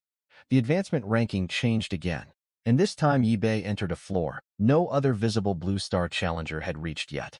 Outside the tower, that anonymous lead triggered intense speculation, because governments could see task progress and floor counts even without knowing every climber's identity. Some assumed the mystery player had received extraordinary hidden help, while others connected the timing with the mage, who had repeatedly broken early boss records. Dragon Nation officials considered Yi Bei one possibility, but still lacked proof, because his anonymity kept the decisive information inside the tower. Foreign powers had the same problem, forcing them to watch a single anonymous entry separate itself from every known genius on Blue Star. Yi Bei had no interest in the debate and focused instead on the 8th floor task, where the monster population and boss requirements expanded again. The new stage contained a fortified gnome settlement, rather than another scattered wilderness population, creating a structured enemy position with gates and internal defenders. Yi Bei needed 20,000 ordinary gnomes, hundreds of elite captains, multiple bronze bosses, and several silver-grade leaders before the floor would accept completion. For the first time, the challenge resembled attacking an entire hostile city rather than hunting monsters distributed across an open map. True sight turned the walls into a limited obstacle because Yi Bei could identify concentrations, stronger targets, and dangerous points before committing to a route. He approached the gnome city without needing a conventional siege force, relying on mobility and area damage to open space through the defenders. Elite gate guards tried to stop him first, only to discover their higher durability changed nothing about the fundamental mismatch. Yi Bei's spells damaged them while every counterattack vanished against his immunity, letting him fight aggressively without preserving distance like a normal mage. Once inside, the number of enemies became an advantage for corrosion, nightlust, dread, and other effects designed to punish crowded hostile groups. The gnome streets turned into continuous combat zones as Yi Bei moved from one concentration to another and kept the tower counter rising. Double energy amplified every kill, while the Radiance set sustained his mana and cooldown advantages through an engagement far longer than ordinary beginner battles. Bronze-grade gnome bosses required focused attacks, but their defenses increasingly mattered less once true damage and stacked status effects joined his rapid casting. Silver bosses lasted longer and provided the best opportunities for rare loot, so Yi Bei prioritized them whenever true sight revealed one nearby. The 8th floor became the clearest proof that his strength no longer came from one broken immunity effect alone. The gnome population eventually led Yi Bei to a full city, solving the search problem by concentrating ordinary soldiers and higher-ranked leaders behind the same defenses. Instead of hunting scattered targets for another day, he realized the settlement might contain enough enemies to finish every remaining 8th floor task. Gnome guards attempted to hold the gates, but their organized formation only placed more hostile targets inside corrosion and nightlust range at once. Yi Bei advanced through the entrance, while the city's defenders attacked from walls, streets, and interior positions that would normally make solo entry suicidal. Complete immunity let him ignore crossfire and focus on boss markers, using true sight to locate bronze leaders and silver chieftains among the crowd. The city's hierarchy worked in his favor because stronger gnomes remained near command areas instead of forcing him to search the entire floor individually. Each silver chieftain took longer to defeat than ordinary troops. Yet stacked status effects steadily removed health, while their own strongest attacks accomplished nothing. Yi Bei kept inspecting every boss drop before moving on, unwilling to miss a rare mechanic simply because the remaining kill counter was enormous. One Frost Ice Blade offered a chance to freeze targets after successful attacks, giving his permanent offense another control layer once extracted. A dread-related crystal, and additional gnome equipment, supplied more statistics, though most were less than the unique effects already stacking. Then one boss produced a skill book whose god-tier classification caused the divine path to interrupt the entire region with another announcement. Cursed Flame costs substantial mana per cast, making it inappropriate for ordinary monsters, despite its overwhelming effect. Against a powerful target, however, the curse could permanently reduce both core statistics and skill power by half according to the source description. That meant Yi Bei no longer needed to defeat every stronger enemy at full strength if he could successfully apply the curse first. A boss that survived one application would still be permanently weakened for every later exchange, instead of recovering when the spell ended. Yi Bei immediately compared the mechanic with gods, because absolute defense already protected him, while Cursed Flame offered a method to attack enemies above his current damage ceiling. He did not assume the skill guaranteed victory over every deity, but it gave him a source-supported route for narrowing otherwise impossible stat gaps. The global announcement identified Yi Bei directly as the player who obtained the god-tier skill, destroying much of the uncertainty surrounding earlier anonymous records. People who already suspected the silver boss killer was leading the tower now had a much stronger reason to connect the two accomplishments. Dragon Nation officials reacted with excitement, because Yi Bei was already someone planned to contact, and the new reward raised his strategic value again. Foreign governments also updated their assessments, realizing the unknown 8th floor climber might not be an unknown person at all. The announcement spread through public channels, where players compared Yi Bei's early god-tier talent rumors, boss records, and current tower timing. None of them knew Infinite Extraction's exact function, so even supporters underestimated how permanently each item had changed his body. The god-tier skill therefore looked like his greatest visible advantage, while the invisible immunity and stacked buffs remained far more fundamental.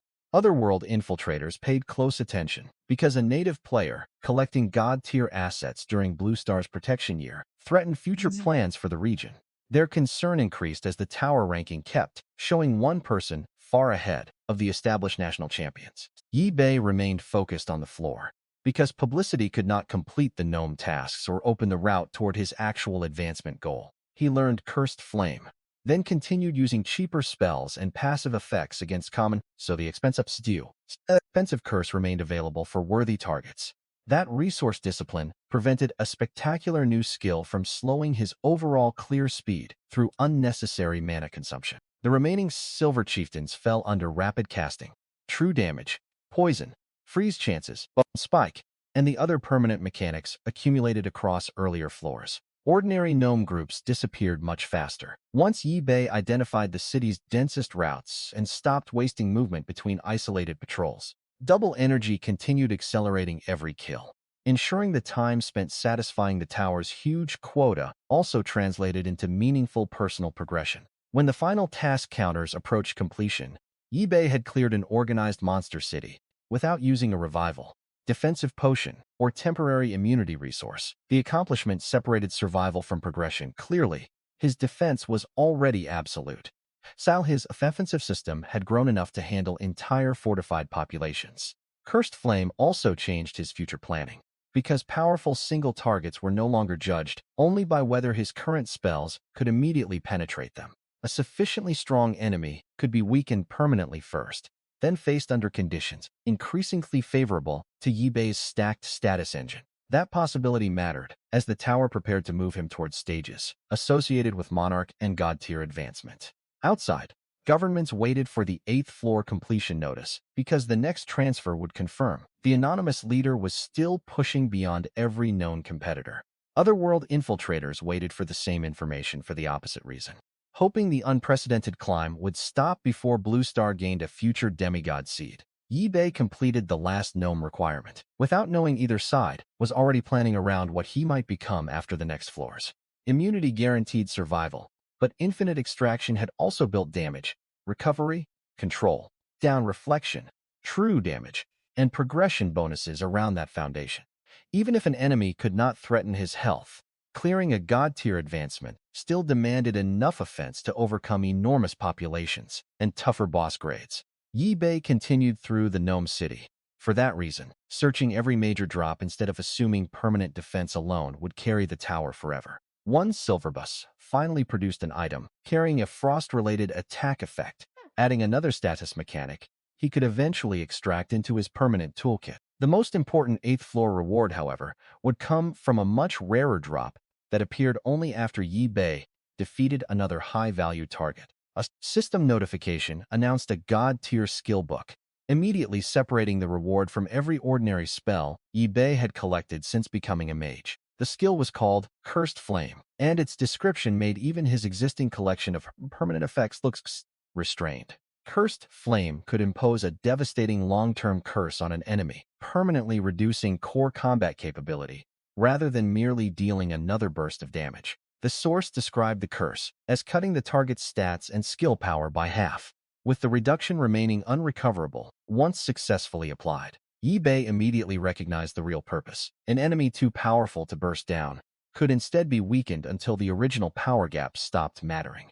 That included the possibility of god-level opponents, because reducing an overwhelming enemy's fundamental strength could create an opening where ordinary damage never would. The Divine Path issued another global announcement after the god-tier skill dropped, broadcasting Yi Bei's name across Blue Star again. Unlike the anonymous tower ranking, this announcement directly connected a spectacular reward, with the player governments had already been trying to locate. Public discussion exploded, while national authorities became even more certain that Yi Bei's advancement potential deserved immediate attention after he left the tower. Yi Bei ignored the outside reaction and learned Cursed Flame, adding a genuine god-tier offensive tool to the permanent defense that had defined his early rise. With the 8th floor bosses falling and the remaining gnome count shrinking, the path toward an even rarer advancement grade was now only one stage away. He completed the final gnome requirements and accepted transfer upward, leaving every other visible challenger behind. As the tower opened its 9th floor, the 9th floor ranking showed Yi Bei alone, while the best-known competitors remained one or more stages behind his current position. That separation transformed the anonymous mystery into a near certainty for anyone already linking Yi Bei with the tower's repeated global rewards. Inside, Yi Bei faced a forest filled with cutlass-armed mantises and a task demanding tens of thousands of kills before the final floor would open. The 9th floor task demanded 30,000 cutlass-armed mantises, hundreds of elite captains, dozens of bronze leaders, and multiple silver-grade mantis kings before progression. Yi Bei immediately recognized that the requirement was designed to test sustained killing speed after the previous floors had already exhausted most ordinary challengers. He had spent more than a dozen days inside the tower, Yet his level remained locked because class advancement had not been completed. Energy kept accumulating through double energy, but none of it could raise his level until he finally finished the advancement process. That restriction made the ninth floor frustrating in a new way, because Yi Bei possessed enough stored growth to advance, but could not use it yet. The forest looked peaceful at first, with dense trees and almost no obvious monsters moving through the open spaces around him. True sight exposed the deception immediately, filling his vision with red markers hidden among leaves, trunks, shadows, and high branches throughout the woods. The ordinary cutlass-arm mantises were already unusually powerful for their grade, with strong attack, rapid flight, and sharp natural blade arms. Their weakness was slowing effects, something Yi Bei could exploit through Bone Spike and other permanent control mechanics whenever a stronger target survived the first exchange. One mantis sliced cleanly through a thick tree trunk with its metallic forelimbs, proving the species could threaten heavily armored players despite its ordinary classification. Yi Bei watched the cut without concern. Because physical sharpness still belonged to the enormous category of damage, his permanent buff simply refused. He struck a nearby tree with Fireball, deliberately creating noise and movement that forced hidden mantises to reveal themselves, rather than hunting them individually. The disturbance worked immediately as green-winged monsters launched from concealed positions and converged from several directions around his location.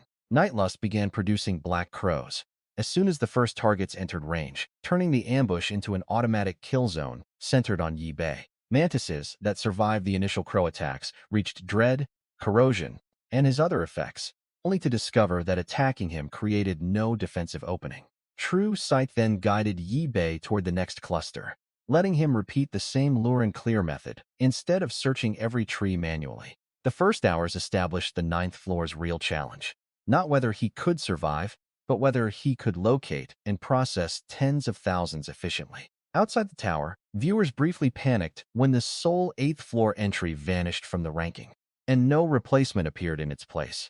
Many assumed the anonymous climber had finally died, forgetting that the ranking changed whenever someone transferred between floors, instead of remaining in the same stage. Once the ninth floor count changed from 0 to 1, public confusion turned into celebration because the mysterious leader had actually advanced again.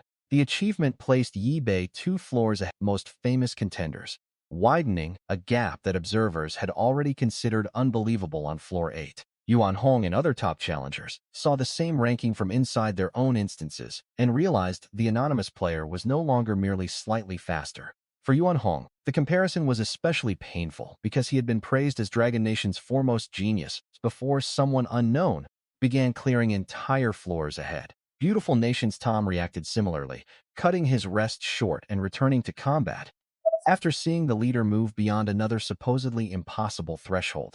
Their frustration did not reduce their ability, but it showed how completely Yi Bei's pace had changed expectations for everyone beneath him. The most alarmed observers were not Blue Star government but smuggled Otherworlders gathered secretly in protected hotels and safe locations across several nations. These infiltrators came from multiple races, yet shared one purpose: suppress Blue Star talent and secure resources before the region's protection period ended. A ninth-floor climber threatened that plan because completing the stage would establish monarch-grade advancement and create a serious future path toward godhood. Otherworlders understood from historical experience that one exceptional native powerhouse could reverse an entire exploitation campaign after surviving long enough to mature. They remembered smaller worlds that had been plundered until a local genius broke expectations, reached demigod power, and eventually crushed the outsiders responsible. That precedent made Yi Bei dangerous before anyone knew his identity, because the tower ranking alone proved Blue Star had produced a candidate outside normal estimates. The infiltrators ordered their human collaborators to investigate aggressively, hoping to identify the ninth-floor climber before the one-year protection barrier disappeared. They could not attack him inside the tower, so information became their immediate weapon, while Yi Bei continued clearing mantises, without knowing the discussion existed. During the first day, he eliminated more than 5,000 ordinary cutlass-arm mantises, plus several elites and bronze-grade leaders hidden among them. The high count came from combining true sight with deliberate provocation, forcing concealed monsters to move into open combat, where area effects could reach them together. Double energy turned those thousands of kills into enormous stored progression, making the level lock feel even more restrictive each time another notification appeared. eBay still refused to waste time checking every ordinary drop, focusing inspection on equipment carrying unusual effects or higher grades worth permanent extraction. The second day added several thousand more mantises, while the forest's repeated destruction forced surviving groups to relocate and become easier for True Sight to track. By now, his movement through the stage followed a practical rhythm. Locate red clusters, trigger them. Let passive buffs engage. Then use direct spells on elites. He conserved Curse to Flame entirely, because ordinary mantises and intermediate bosses did not justify spending a god-tier debuff designed for enemies with overwhelming stats. That restraint kept mana available for Rapid Fireball, Corrosion, Lightning Impact, and other cheap tools that cleared groups more efficiently. On the third day, Yabe's kill total accelerated again, as he reached denser territory and eliminated roughly another 6,000 ordinary mantises. The extended grind also demonstrated why permanent recovery buffs mattered, because repeated movement and spellcasting across days would exhaust a normal solo challenger. eBay could rest when concentration dropped, instead of because wounds or mana shortages forced him, giving him much greater control over the pace. By the fourth day, True Sight revealed 3 silver-grade Cutlass Arm Mantis Kings, occupied the Bohungsark section of the Fork of the Forest. Their grade finally offered the kind of boss drop potential that justified slowing down and inspecting every reward carefully after each fight. The Mantis Kings combined the species' extreme cutting ability with much stronger statistics, speed, and durability than the ordinary monsters surrounding them. Against eBay, their attack upgrade remained irrelevant, but larger health pools forced his layered damage engine to work longer before each boss fell. He used slowing effects to control their movement, rapid spells for direct pressure, and permanent secondary damage to keep health falling between casts. The first Mantis King died without producing anything transformative, though its higher-grade equipment still contributed useful statistics once extracted. The second followed after another sustained exchange, confirming the silver bosses were tougher, but not mechanically capable of bypassing eBay's defense. The third Mantis King finally dropped an item that connected directly to the platinum egg eBay had carried. Since the lesser Succubus Cave, it was a diamond-grade master-servant contract, designed to bind a juvenile monster of diamond bloodline or lower permanently to the user. A contracted creature could not harm its master, and could not break the relationship, solving the exact loyalty problem that had prevented eBay from hatching his egg. The item still contained a bloodline ceiling and juvenile stage requirement, meaning it was powerful, but not an unrestricted monster control ability in its original form. eBay immediately remembered the Succubus Royal Egg, whose platinum bloodline sat safely below the contract's diamond-grade limit. He had deliberately waited, instead of gambling on an uncontrolled hatch, and the tower had now rewarded that patience with the missing piece. Monster corpses covered the battlefield around the dead Mantis Kings, providing more than enough blood and flesh for the egg's acceleration condition. eBay took the large, dark egg from storage and placed it among the fresh monster remains, rather than postponing the experiment again. The shell reacted immediately, glowing red, as it began drawing energy and biological material from the surrounding corpses into itself. As absorption continued, the egg lifted slightly and the crimson light intensified, turning the nighttime forest into a temporary incubation chamber. eBay kept True Sight active during the process, ready to inspect the creature the moment the royal bloodline finally emerged. The shell cracked after enough energy accumulated, and a newly hatched succubus royalty stepped into the forest instead of another ordinary cave monster. True Sight identified her as platinum grade at only level 8, already carrying statistics comparable to much stronger monsters from earlier floors. She possessed roughly 15,000 health, high attack and defense, and several innate abilities tied to blood, darkness, and concealment. The creature's known weakness remained Radiant Force, matching the information eBay had seen while the egg was still sealed inside the cave. Her raw quality confirmed why hatching without a contract would have been reckless, because a hostile platinum monster could become difficult to manage even for allies. eBay now possessed the Diamond Master Servant contract, but infinite extraction offered an even stronger option than simply consuming the item once. If he used the contract normally, it would solve the succubus problem, but disappear immediately after binding a single creature. Extracting it could potentially preserve the contract's function permanently, just as the immunity potion and double energy scroll had lost their original limits. Yabe therefore inspected every condition again, before deciding that the long-term value of extraction far exceeded the convenience of one ordinary activation.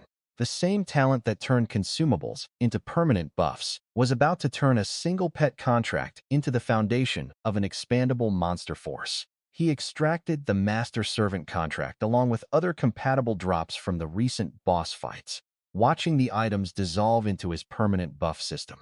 The resulting Master Servant contract buff preserved the juvenile restriction and diamond-grade bloodline ceiling, but removed the original single-use limitation. Yubei could now contract juvenile monsters of diamond bloodline or lower repeatedly, instead of choosing only one pet for the entire item. The new ability immediately changed future exploration, because every suitable young monster could become a potential ally rather than only another source of loot. He imagined building a whole legion from rare bloodlines, discovered across Divine Path, provided each candidate satisfied the contract's age and grade requirements. The possibility did not replace his own progression, but it created another scalable path that could grow alongside infinite extraction and class advancement. With the buff active, Yibei finally targeted the newly hatched succubus royalty and initiated the first permanent contract. A magical formation appeared around them, then entered the creature as the binding established the master-servant relationship without resistance. Her expression changed immediately after completion, and she addressed Yi Bei as master rather than treating him as an unfamiliar player. The contract solved loyalty, but Yi Bei still had to handle the practical awkwardness of a freshly hatched humanoid monster appearing without normal equipment. He gave her spare clothing pieces from his inventory before continuing any serious discussion, choosing practicality over the bizarre circumstances of the hatch. Once dressed, the succubus royalty waited for instructions calmly, confirming the contract's behavioral effect as clearly as any system description.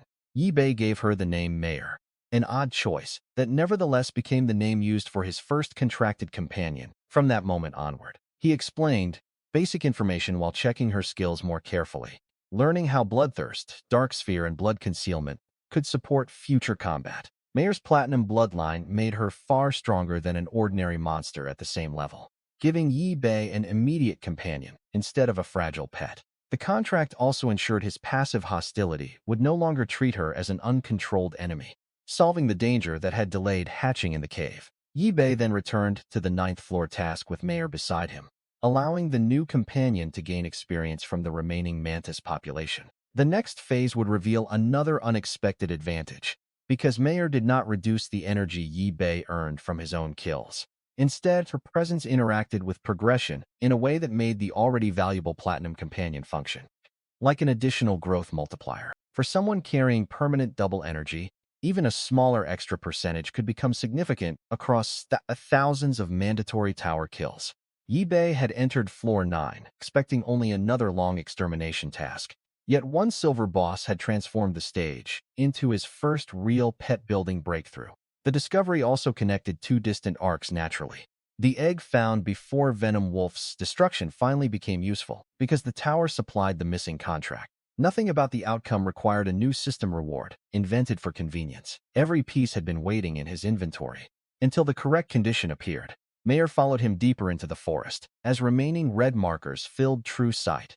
Beginning her first day of combat under a master enemies could not damage. Yubei now had permanent immunity, stacked extracted buffs, a god-tier curse, and an infinitely reusable contract framework before even reaching the tower's final floor. His remaining objective was no longer finding survivable fights, but completing the enormous kill counters quickly enough to unlock the advancement, holding back every stored level. Mayor's arrival gave him another source-supported method to accelerate that work without changing the tower rules or pretending the final stage had already been conquered. Together they moved toward the next mantis clusters, with true sight choosing routes, while Yi Bei reserved his strongest god-tier skill for threats actually worthy of it. On the 5th day, Yi Bei and Mayor continued cutting through the remaining mantis population, adding roughly another 5,000 ordinary kills, while hunting higher-grade targets deliberately. Mayor's gained several levels simply by accompanying him through battles that would have been impossible for a newly hatched creature to survive without an overwhelming master. Her body and combat ability matured rapidly with the levels. But Yi Bei cared more about the progression mechanic revealed through their new contractual relationship. Mayer did not divide the energy reward from his kills like a normal party member, so bringing her along never slowed Yi Bei's own advancement accumulation. Even better, her presence increased the energy Yi Bei received by roughly 20%, functioning as another multiplier layered on top of permanent double energy. That interaction made Mayer valuable even before considering Bloodthirst, Dark Sphere, Blood Concealment Tinsu, or the raw combat potential of her Platinum Royal bloodline. Yi Bei had entered the tower alone, yet infinite extraction now allowed him to leave future dungeons with companions. Instead of only stronger personal statistics, 2 more silver-grade Mantis Kings fell during the 5th day, giving Mayer meaningful combat exposure, while Yi Bei continued, inspecting every high-grade drop for new effects. Nothing matched the strategic impact of the Master-Servant contract, so Yi Bei kept the clearing pace high instead of lingering around already exhausted hunting zones. By the 6th night, the massive 9th floor counter finally approached completion after days of searching, provoking hidden clusters, and eliminating stronger Mantis variants. True sight remained essential until the end, because the species concealment could otherwise leave isolated monsters hidden, even after an entire visible section looked empty. Yi Bei tracked the final high-value markers through the forest and located the last silver-grade Mantis King required by the tower condition. Mayer remained nearby during the encounter, experienced enough now to support without becoming a liability against a boss far above her original hatching level. The Mantis King's blades could split heavy trees and threaten conventional armor, yet they remained incapable of creating meaningful damage against Yi Bei's infinite immunity. He layered slowing effects, rapid magic, poison, bleed, true damage, and automatic attacks until the final boss could no longer maintain its speed advantage. When the last Mantis King fell, the long silent tower notification finally confirmed that every 9th floor objective had been completed successfully. Yi Bei accepted transfer immediately, because stored energy could still not increase his level until the advancement itself ended, and no useful reason remained to wait. The teleportation effect enveloped both Yi Bei and Mayer, proving his contracted companion could accompany him forward rather than being abandoned in the finished instance. Outside the tower, the 9th floor population vanished at the same moment, creating another brief burst of confusion among people obsessively watching the public rankings. That confusion ended almost instantly when the 10th floor count changed from 0 to 1 and confirmed the leader had advanced instead of failing. For Blue Star, reaching floor 10 meant the anonymous challenger had already satisfied the tower conditions associated with Monarch-grade advancement and was now attempting the final tier. The 8th floor had finally gained 2 visible challengers, Yuan Hong and Tom, but the 9th floor stood empty, while Yi Bei occupied floor 10 alone. The ranking displayed a full stage, separating him from the strongest famous competitors even after they finally reached the floor he had already completed. Yi Bei recognized Yuan Hong and Tom as legitimate talents when he checked the board, yet their progress no longer affected his own immediate objective. His focus had narrowed to the final tower stage, because God-tier advancement remained the only grade above the Monarch result he had effectively secured. Outside, public channels erupted, as players realized someone from Blue Star had reached a challenge associated with a class grade most regarded as historical myth. Reports circulating through the Divine Path claimed nobody had successfully completed God-tier advancement for roughly 10,000 years, making the attempt extraordinary before any result appeared. The claim did not mean Yi Bei had already succeeded, and the ranking itself provided no evidence that floor 10 had been cleared yet. What it did confirm was that a brand new Blue Star player had reached the point where an attempt possible within the first advancement cycle. That distinction mattered enormously to ordinary citizens, because a God-tier advancer could eventually become strong enough to raise the strategic position of the entire region.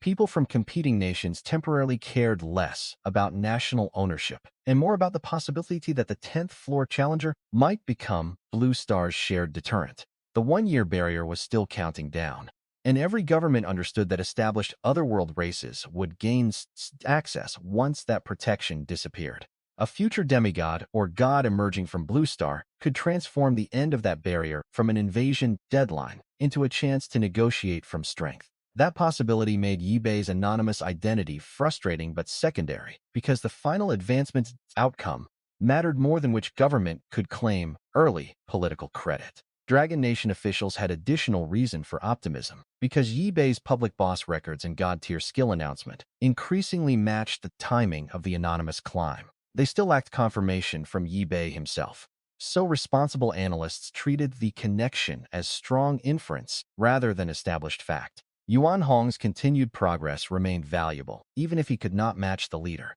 because Blue Star needed more than one strong future defender. Tom and other elite challengers also continued upward, turning the tower into a broader talent filter, even while Yibei dominated attention at the highest stage. The public celebration, therefore, centered on possibility, rather than a completed victory, since everyone still waited for proof that Floor 10 could actually be conquered.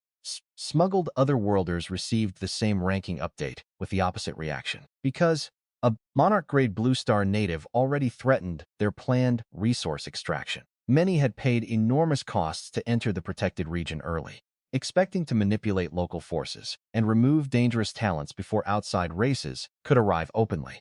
Yibei's climb suggested that strategy had failed at the most important point, producing a target whose growth had already exceeded their estimates before they identified him. Some infiltrators proposed withdrawing from Blue Star rather than gambling against a player capable of reaching the final advancement challenge so quickly.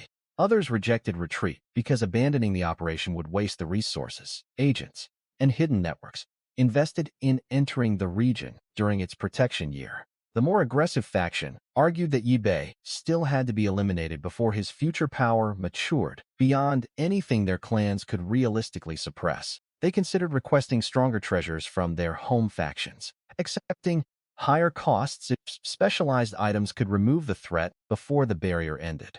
That discussion assumed Yibei remained killable through sufficiently overwhelming force, an assumption based on incomplete information about his earliest god-tier potion.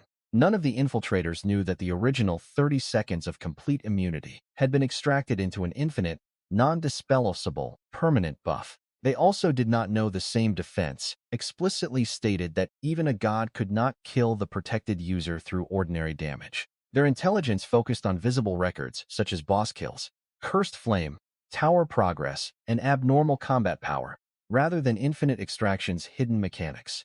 As a result, every assassination plan began from a false premise, treating Yibei as an extraordinarily strong player, instead of someone whose damage immunity had no timer. That hidden gap did not guarantee he could defeat every future enemy, because immunity and offensive victory remained two different problems under the divine path. Cursed flame, true damage, permanent control effects, rapid casting, and accumulated statistics existed precisely because surviving forever was not enough to clear every objective. Floor 10 represented the ultimate version of that distinction, forcing Yibei to prove his advancement potential, rather than merely demonstrate that monsters could not kill him. Mayorser stood beside him as evidence that the ninth floor had expanded his options beyond personal buffs, adding a platinum companion and reusable contracting framework. Infinite extraction had now transformed a temporary potion, limited-use artifacts, time-limited scrolls, equipment effects, and a single contract into permanent systems around one player. The progression remained internally consistent because every new advantage came from a source item whose original restriction Yibei's talent was explicitly designed to remove. His first impossible advantage had been defensive, but later floors added energy multiplication, true damage, crowd control, cooldown reduction, recovery, and high-grade offensive tools. The 10th floor, therefore, received a completely different Yibei from the cautious rooftop mage, who had once worried about scarecrows reaching him. Back then, height and distance were his safety plan.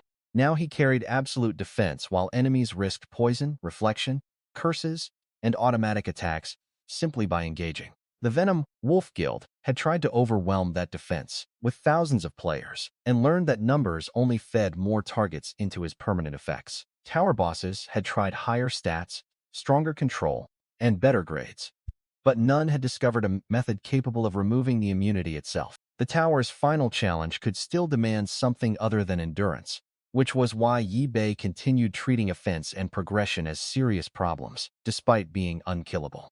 He had accumulated vast unused energy while level locked, creating another reward waiting behind successful advancement. rather than something available before the final test. Completing God-tier advancement would determine the class framework governing that future growth, making the next decision more consequential than another isolated boss drop. Yi-Bei also carried the God-tier Cursed Flame skill, reserved specifically for opponents whose statistics justified spending its large mana cost. If Floor 10 presented something far beyond earlier bosses, the permanent curse offered a way to reduce the power gap, without pretending Yi-Bei already surpassed it. True Sight would continue supplying information, exposing weaknesses and hidden details before he committed resources against whatever the final stage actually contained. Mayer added scouting and combat flexibility through her darkness-based abilities, though her platinum bloodline remained below the unknown level of a god-tier trial. Yi-Bei had no reason to sacrifice her recklessly when his own immunity allowed him to take the most dangerous position personally. That mindset had defined his strongest decisions throughout the story, using broken advantages aggressively while refusing to waste rare assets, simply because he felt invincible. He had delayed hatching the egg until obtaining a contract, saved Cursed Flame for worthy opponents, and used double energy only after making its temporary effect permanent. Even the Venom Wolf conflict had begun with refusal rather than pursuit, escalating only after the guild repeatedly chose violence and revealed cooperation with outsiders. Those choices separated Yi-Bei's growth from random luck, because the original potion mattered most, only after he recognized how infinite extraction could permanently rewrite its limitation. The same reasoning applied to every tower reward, where he evaluated whether equipping, learning, storing, or extracting produced the greatest long-term value. By Floor 10, his build had become a layered record of those decisions, rather than a conventional mage progressions copied from any public guide.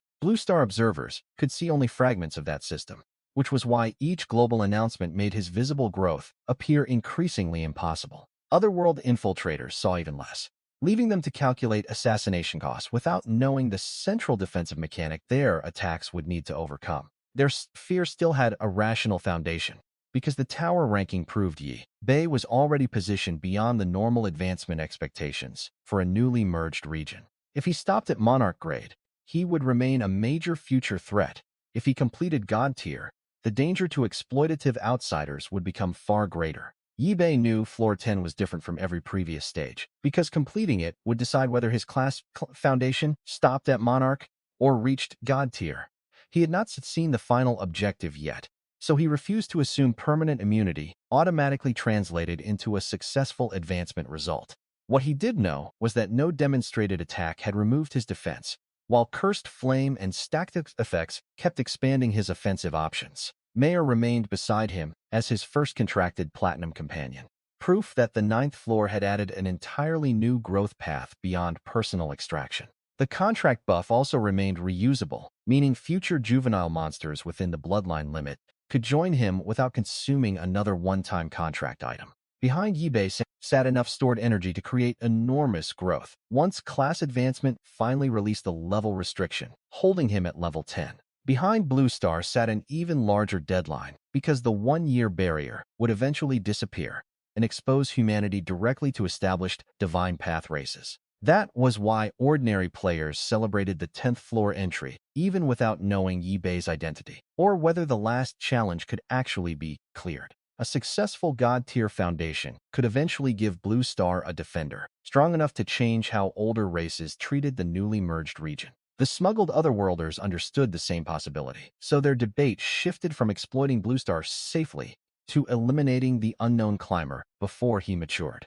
Some wanted to retreat, while others insisted their clans could provide stronger treasures capable of killing the threat. Despite the escalating cost, their plans still rested on incomplete intelligence, because none of them understood how Yi-Bei's 30-second immunity potion had become an infinite permanent buff. They knew his visible boss records, tower ranking, and god-tier Cursed Flame, but the central mechanic making direct damage useless remained hidden from them. That secret created a brutal mismatch between the assassin they imagined and the actual mage standing on floor 10, with no damage timer left to exhaust. Yi-Bei was not thinking about those infiltrators. Yet, his attention remained on the advancement that had motivated him since the tower first descended. The cautious rooftop mage who once relied on distance now carried absolute defense, rapid casting, truce damage, permanent status effects, and a platinum contracted companion. Every major gain came from exploiting a real item or reward already inside Divine Path, rather than receiving an unrelated power invented to solve the next obstacle. His greatest advantage remained simple. Infinite extraction turned temporary value into permanent growth, and the first 30-second potion had made survival effectively endless. Now Yi Bei stood alone at Blue Star's highest visible progression point, with Mayor beside him, and the God-tier advancement attempt finally within reach. Yi Bei entered floor 10 with Mayor beside him, Monarch-level progress secured, while his permanent 100% immunity remained the hidden foundation beneath his rise.